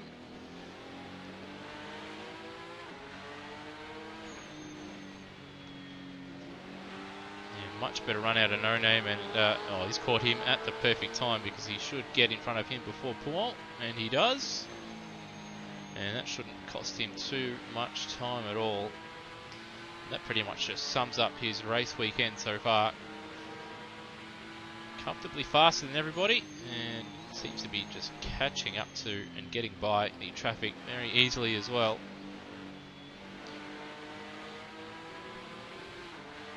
The 4GT is a car you have to drive very, very smoothly. It's a very unique car if you've asked anybody that has driven the car. Unlike the other GTLM cars or even GTD cars, it has to be driven in a very particular way to get the most out of it. You can't brake too late, you can't use too much steering lock early. You just got to be very, very gentle and smooth with it. And as you can see from his inputs, not fighting the car at all, not braking too late, nice and relaxed. A little bit of a lock up there into the final corner, but that hasn't cost him any time. And that is why Peter Reid is currently absolutely pasting the GTLM field here at Spa this evening.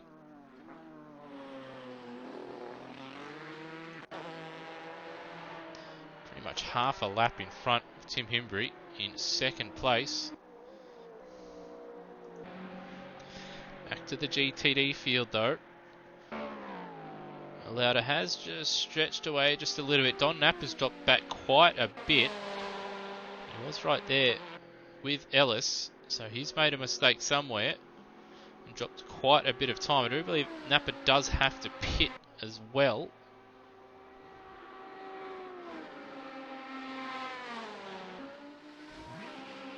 Oh, we've got a car around there. It's and that is loud. That's Ellis. Ellis has gone. I don't know how he's managed to do that. Perhaps he's just ran a little bit wide at Blanchimont and onto the grass somewhere, and he's gone around. It's a disaster. It was looking like it was going to be a really good battle there for the race win, for the final 30 minutes, but with all that done, that moves Napper up into second place, and Brock now looking to get back onto the podium after what has been a pretty rough run. So Ellis now down 2 spots and a race win out of the question, barring some kind of disastrous final 30 minutes for Lauda. Brock now up onto the podium. Napper into second place, and Lauda, well, he can really just cruise around in GTD, and he should take this one. That said though, 30 minutes is a long time, and you never know what can happen.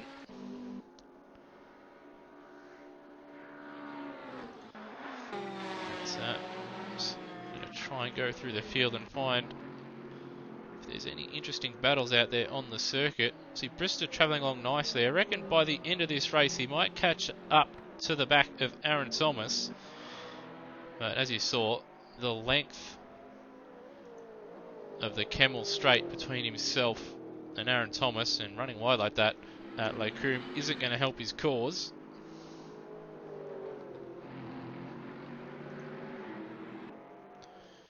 Taylor Simmons in the pit lane.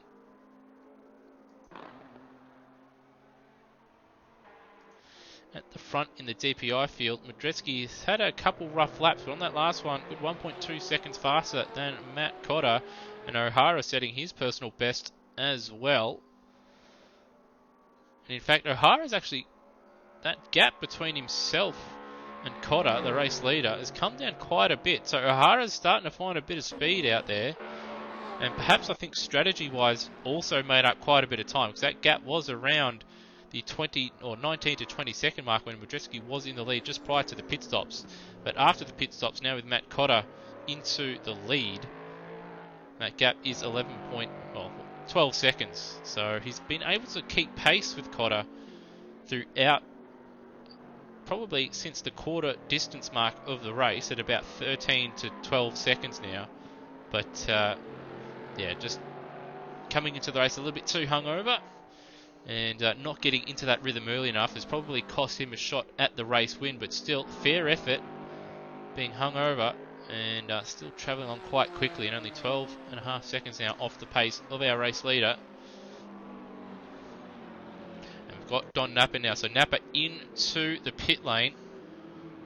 So he did need a pit, and in he comes, and that elevates Brock now into P2.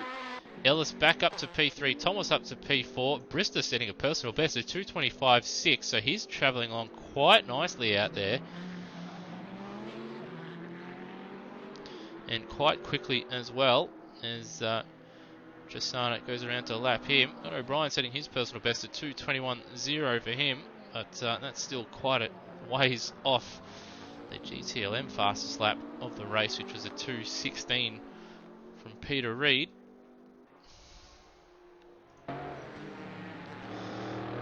At the front though, 2:02.4 for Cotter. Dresky 2:01.4, so closed up quite a bit of time there. I think that might just be a little bit skewed at times, these lap times, due to lap traffic. But that gap has come down quite a bit on the last 2 laps.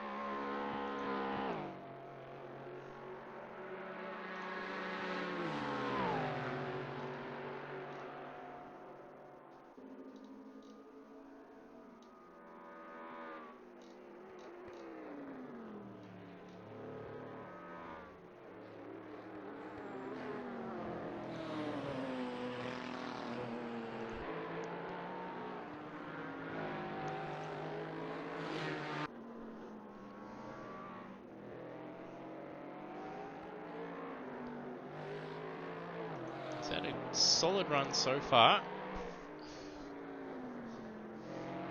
on this lap. He's gained a little bit more time.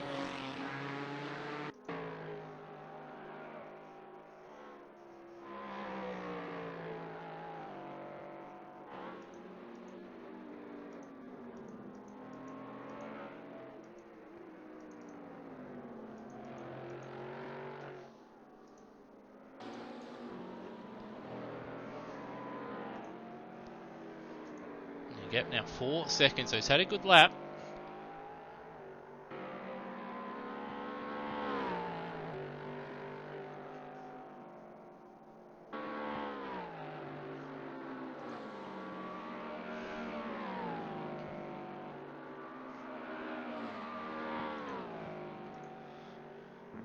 So the pace is still there, but there's still quite a bit of time as well.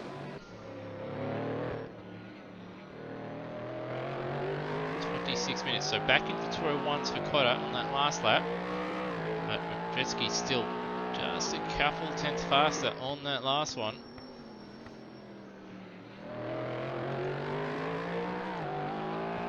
O'Hara just a little bit slow, about half a second slower than these guys. As you can see, though, Madreski's going to get held up badly, coming up to Eau Rouge. Exactly what he didn't want or need. The BMW M8 of O'Brien, as well as the GTD of Don Napa and now Dean Brister.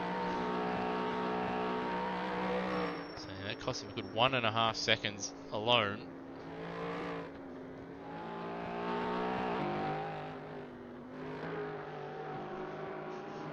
But overall though, the last few laps he has brought that gap down, and he's still got 25 minutes plus generally an additional lap, depending on where the time expires.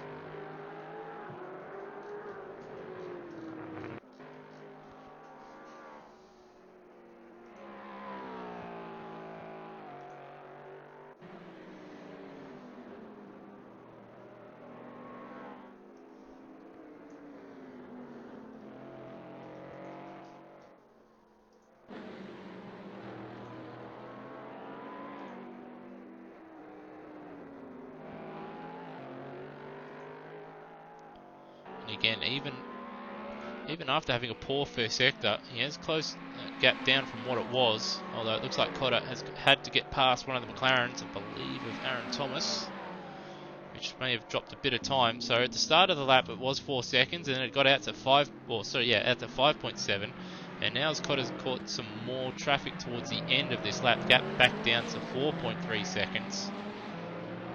So I reckon for the remainder of this race, obviously mistakes, if both of them stay... Ooh, is Cotter on the grass in the braking zone at turn 1. That's not what you want to do, but mistakes, if both drivers don't make any solo mistakes on their behalf, the race will be decided, I reckon, with how these guys handle the traffic, which is an art, and it also need a little bit of luck as well as Kodak goes around the outside of Greg Brock's Mercedes AMG, which has been up and down the field like a yo-yo, but currently sitting in second place.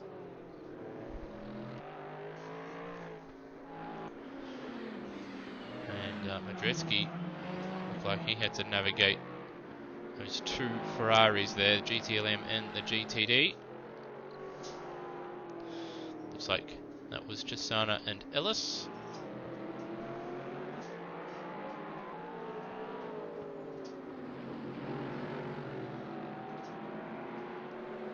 And around goes Madreski.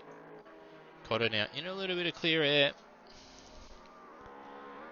And we'll just see and wait. And that's the gap between the two of them. That's what 6.5 seconds looks like. And there's O'Hara there in the background. There's 13.5 seconds.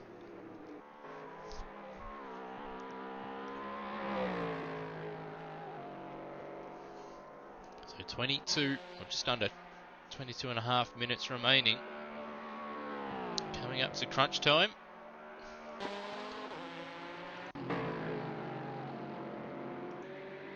And we've got Ellis. Looks like he's sort of remained fairly close to Greg Brock since his little mini implosion. Well, I wouldn't say mini implosion. It was an implosion. He didn't throw it in the barrier. So you see Cotter, his fastest lap, 2:01.1. But yeah, Ellis for a couple laps there was comfortably in second. Was right behind Lauda, challenging for the lead after the pit stops. So O'Hara sets his personal best, 2:01.4 for him.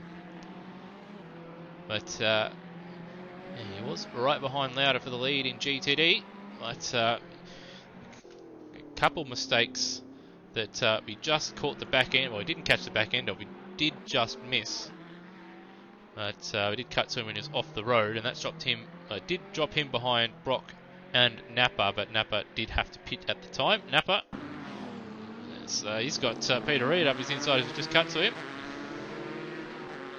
Thankfully avoiding contact. He's not too far away from Team Brister.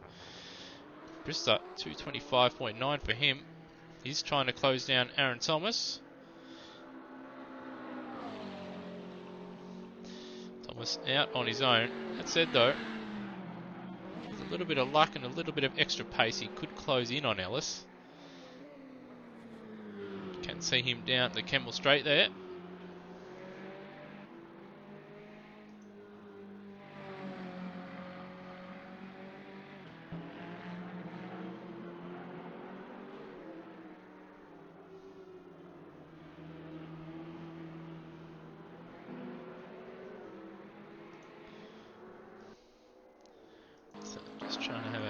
Through the field.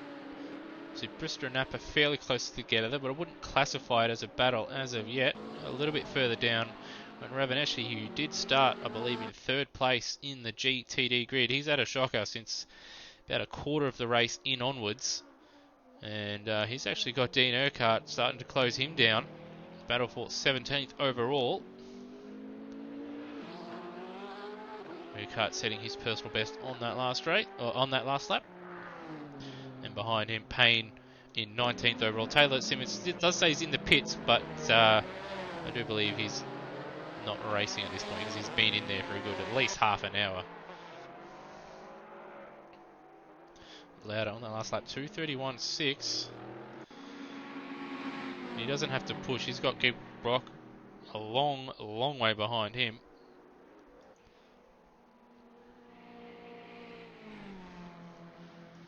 The big battle, I think, for the remainder of the race is gonna be Madreski and Cotter in the DPI class. As Cotter gets a little bit sideways through Lake Coombe, turn 8 there. Gap a couple laps ago, it was out to 5 seconds. It's now down under 4, 3.3 seconds. They've had a little bit of a a quiet period where I don't believe they had too much traffic over the past couple of laps, or at least it's looked like that way since we cut to them. But now Cotter and Madreski starting to come up against a little bit of traffic. Cotter getting past it in a fairly nice area for him. He just had to turn left and not have to worry about lifting off or running into the back of any. But Madreski, though, he's had to do it in a braking zone, which wouldn't be ideal and would cost him just a little bit of time. That said, though, gap under 3 seconds, or at least by the updated live timing, but that does fluctuate. But Madreski balked by the McLaren in front of him. Raveneshny couldn't do anything about that one. Just one of those awkward things. And all that time he did gain on this lap, Madreski has now lost, and with a little bit of change as well.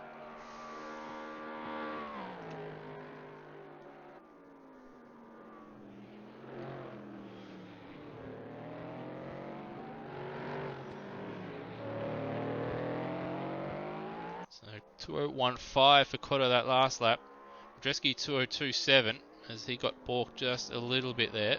In fact, O'Hara's got that gap down between first and third there. That gap's now under 11 seconds in the 10-second bracket. So he is just slowly catching up to the back of Matt Cotter, but he doesn't quite have that outright speed to really make it a 3-horse battle. He'll need a mistake, and he'll need probably Madreski and Cotter just to battle as well for a couple of laps to really give himself any kind of chance. And as you can see there through Radiant, using a lot of that curb, trying to make up as much time as he can.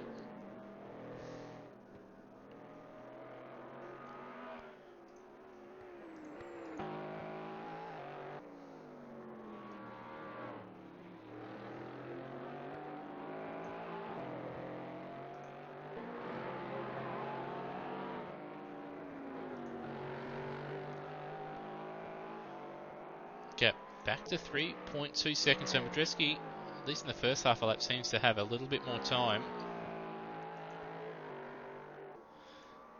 And they've had a clear run so far this lap. In fact, it's now under 3 seconds. So very, very quick.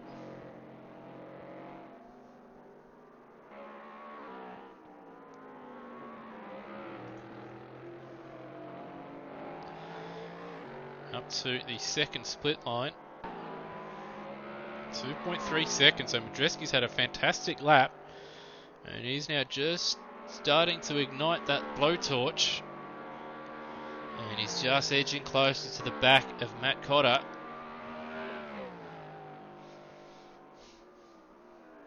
I don't believe Cotter's won a race in the DPI this season.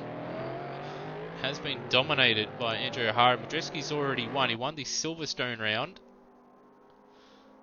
2-minute 0.7, 1.2 seconds faster than Matt Cotter. New fastest lap of the race. Exactly what the Dr. Ordinary O'Hara now. Also fastest lap of the race. I was saying he didn't quite have the pace, but on that last lap now, he's starting to find a bit of a groove. And that gap between first and third, 9.5 seconds with 15 minutes remaining. So it's probably going to be about 6 laps of racing to go in the DPI class. If Madreski does get onto the back of Cotter and they do battle hard here, we could see a 3-car battle right at the end with O'Hara still 9.5 seconds back. He will need these two to battle it, or a mistake or two from both of them. But if he continues that pace, who knows what could happen. We could have a grandstand finish as second is catching first and third is just catching both of them.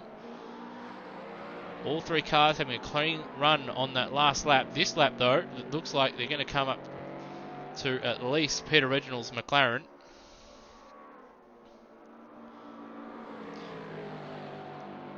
Oh, and that's he's caught Reginald at the wrong time, and that has cost Cotter a lot of time. That gap that was about 2 seconds is effectively nothing. And O'Hara as well, that gap now down to 8 seconds, just under 8 seconds. So the battle is on. The blowtorch is no longer just ignited. It is well and truly turned on.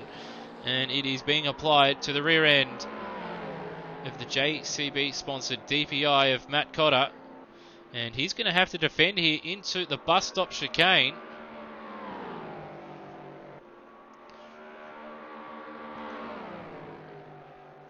to the bus stop we come. On the inside goes Cotter. You can go around the outside. We've seen it earlier on in the race in the GT field. He does try it, Madreski. Cotter thought about turning in, but holds on around the outside. A 2:04.0 compared to a 2:01.7. And a 2:07. I think he matched. I think that was the exact same lap time, 2 laps in a row for O'Hara as well. So O'Hara is pushing. These front two also, while they're battling, coming up to Don Napa and Dean Brister. And that's going to compromise Madreski. He's had to get out of it, being stuck behind the GT car through Eau Rouge. But fortunately for him, Cotter also held up by Dean Brister's McLaren. So it is all happening. And the front three just starting to compress at the right time. Has got a yellow flag out for Ravaneschi down the field. And that is the exit of Stavolo, and that's going to allow the leader in GTD to go around and lap him. Just going to have a nice quick look through the rest of the field. And Bristow getting out of the way there of the hard charging. Andrew O'Hara, 5.7 seconds behind the race leader now.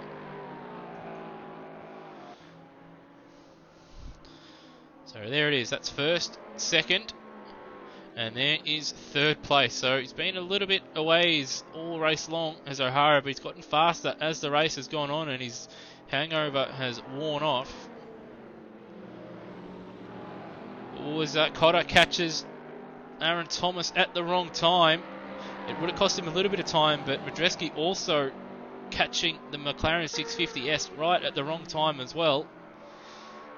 So it remains a status quo for these two, but it's also allowed O'Hara to gain at least a second out of that exchange.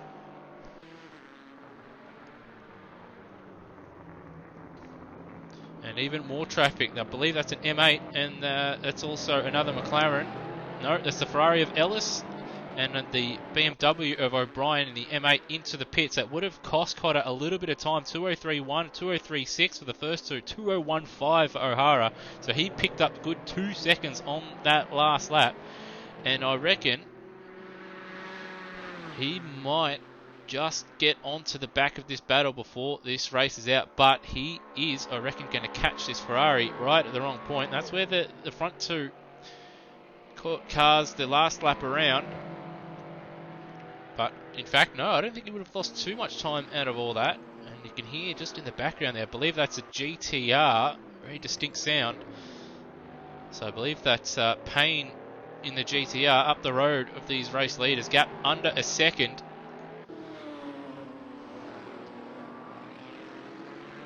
With under 11 minutes remaining. In fact, we'll just cut to Payne just for a moment. Yeah, that is him, and he's got Ravaneschi not too far up the road. So a little bit of traffic again for our leaders. In fact, there's a couple more cars as well. That is Peter Reid and Greg Brock, GTLM and GTD. And Cotter is just going to catch Brock, who gets out of the way nicely for them. But they're going to catch Peter Reid at the wrong time, at least for Matt Cotter anyway. He's going to have to get out of it. He's going to go around the outside, as is Madreski at the Fania chicane, and that's more time they've just given up to O'Hara. And we'll just cut back to O'Hara. He's going to catch Greg Brock at the exit of Stavolo, so he probably would have had to lift it just a little bit. Madreski not quite within overtaking range, at least not for now. They are coming up onto the back of Payne's Nissan GTR, and they're both comfortably up the inside. They wouldn't have lost any time there. And O'Hara up the inside of Peter Reid. And again, that wouldn't have cost him too much time either. On the exit, though, they've had to get past Ravaneschi. 2:02.9 for the race leader, 2:02.5 for Madreski, and a 2:02.9 for O'Hara. So O'Hara didn't quite make up any time on that lap. But he didn't lose time either. Cotter, good exit out of La Source. And he's put a little bit of time over Madreski.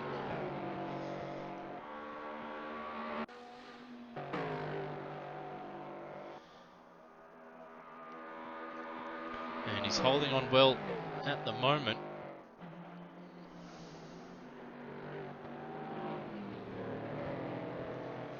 But it seems the first sector, Cotter is a little bit faster than Madreski, but everywhere in the middle sector, Madreski seems to be just that little bit quicker. Perhaps Madreski running a little bit more downforce, and or just perhaps just a little bit more committed, and that's allowing him to just be that little bit quicker in this twisty bit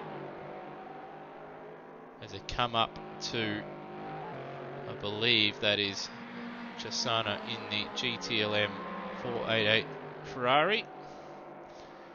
Madreski's had a good run through the middle sector here, and they're going to catch that 488 just where they caught the car a lap ago as well. And that's caught out Cotter quite badly, but he was lucky. Madreski also had nowhere to go. O'Hara's caught a bit of time out of all that as well. Gap between first and third now is 3 seconds. Got the lead of GTD coming up in front of them as well. Rabaneshi's dropped down the field, so he's had a mistake somewhere. Cotter having to get out of it at Blanchimont, and Lauda getting out of the way. Cotter having to go defensive. Madreski going to try and go around the outside at the final corner once again, but Cotter holds on for now. 7 minutes and change remaining. 2:03, 2:04 for the first two, and a 2:02 for O'Hara. So it is going to go down to the wire for first, second, and third here at round 11 of the AK Racing GT, or sorry, not GT, but the IMSA World Series.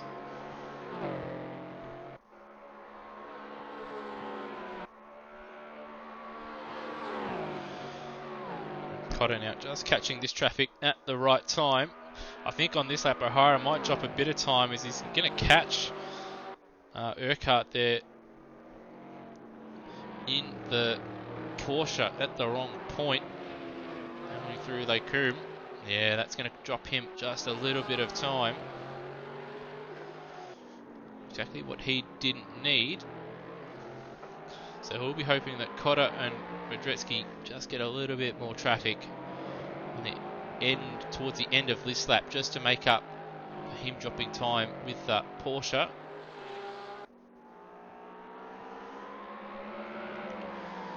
But once again, Madreski so much faster in this middle sector and able to close the gap. Especially that left-hander downhill, No Name, just before Pouon. He seems to be so much better, and then coming out of Pouon, he's right behind Matt Cotter.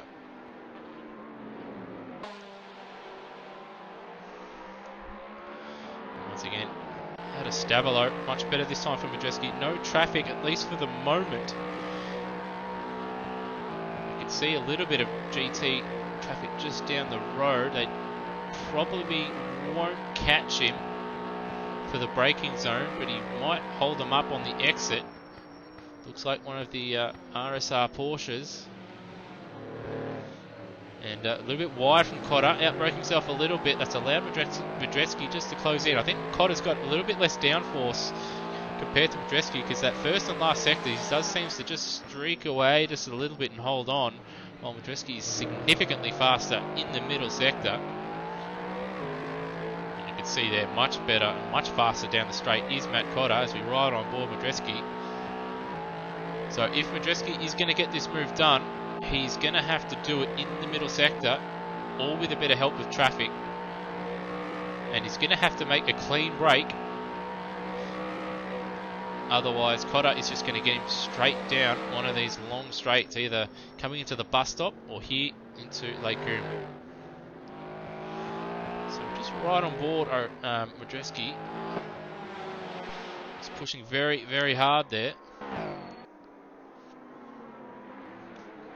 O'Hara, he's catching this traffic in the back in some awkward spots.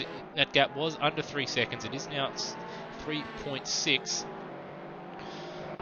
This middle sector, we'll have a ride on board Madreski through Pouon, see how much time he visually gains. It's a little bit awkward, a little bit of a twinge there on the exit for Cotter. And there's at least 3 tenths there for Madreski through Pouon alone. Much better through the entry of the Fania chicane. And much better on the exit as well.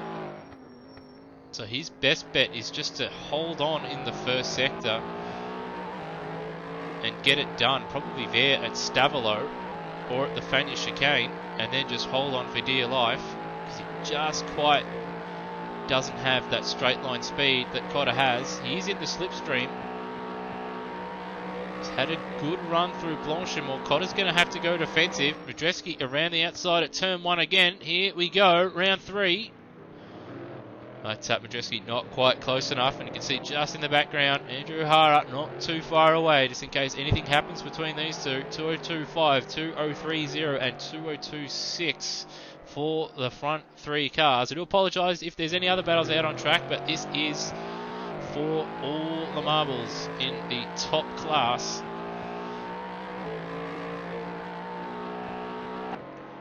Where we've had Madreski, who led the majority of the race, being out-strategized by Matt Cotter in the pits. Cotter, a good 10 seconds in that pit phase, whether through a bit of an undercut and shorter fuel, or just shorter fuel alone, or perhaps a mistake when Madreski stayed out. But he found himself, he was about 4 or 5 seconds behind Madreski before the pit stops, and 5 seconds ahead after. But a little bit of lap traffic a few laps ago has brought Madreski right back into play, after the gap had remained at about 5 to 6 seconds for the majority of the stint after the pit stops. And now there's absolutely nothing between them, and Andrew O'Hara, he's right there as well. You could cue the Jaws theme, I reckon, because he's just slowly hunting them down. And as we've seen in obviously this series and in other series, he's the man to beat, always seems to be the favourite regardless of which car he's driving. Madreski once again very close. It's Stavlo, big slide on the exit for Cotter. That's going to allow Madreski to try and at least get a move done. They're coming up to Don Napa in the Lamborghini Huracan. And Napa out of the way for the front two. It's going to be a bit awkward, I reckon, for O'Hara behind. And once again, Cotter this time going to the outside. Madreski wasn't quite close enough. And 1.5 seconds separates the front 3 with 1.5 minutes remaining. I think this next lap will be the final one. I reckon it will be the final one, because generally when time expires and the leader is on a lap, that's the last one. O'Hara is right there. Madreski now has to be wary if he's going to make a move, where to do it, because if he makes a slight mistake or leaves the door open, O'Hara will take it. That is your front 3 right there on your screen. 1 minute remaining after 1.5 hours of racing here at Spa. And Cotter just edging away down the straights once again. They're coming up to Dean Brister in the McLaren, or sorry, not the McLaren, in the Mercedes. And Cotter just going to catch him on the exit. He's going to have to get out of it. That's going to allow Madreski to close in, and O'Hara as well. And now Madreski, his best bet is into probably Stavolo, because he seems to be a lot better through Poumont. He just doesn't quite have the legs at the final chicane. 25 seconds remaining. I do believe this will be the final lap. If not, there will be one more after this one.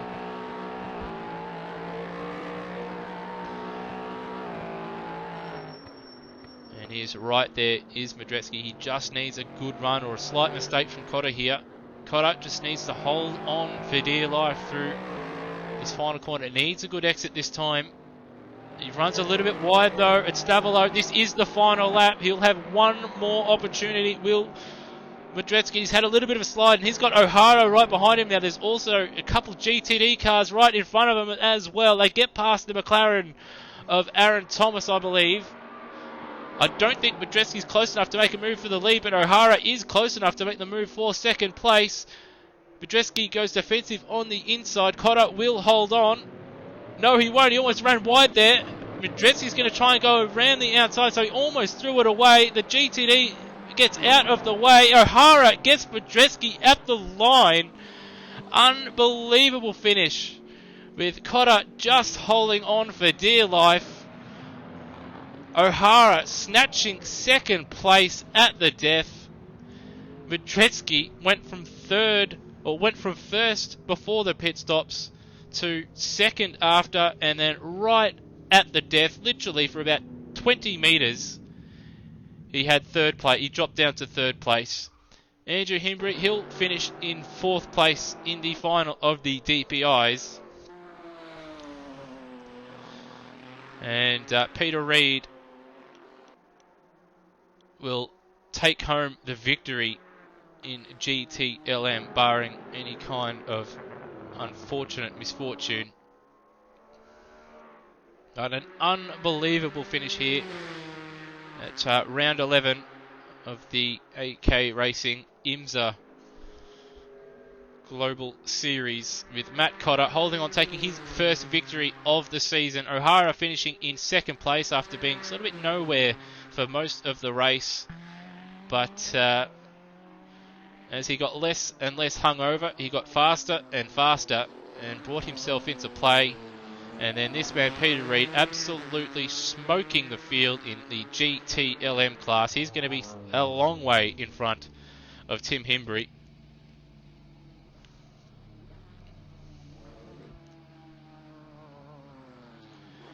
And then we have Reese Holters in third place in GTLM. Anthony Chisana getting in front of O'Brien in the end. O'Brien coming up to the final chicane.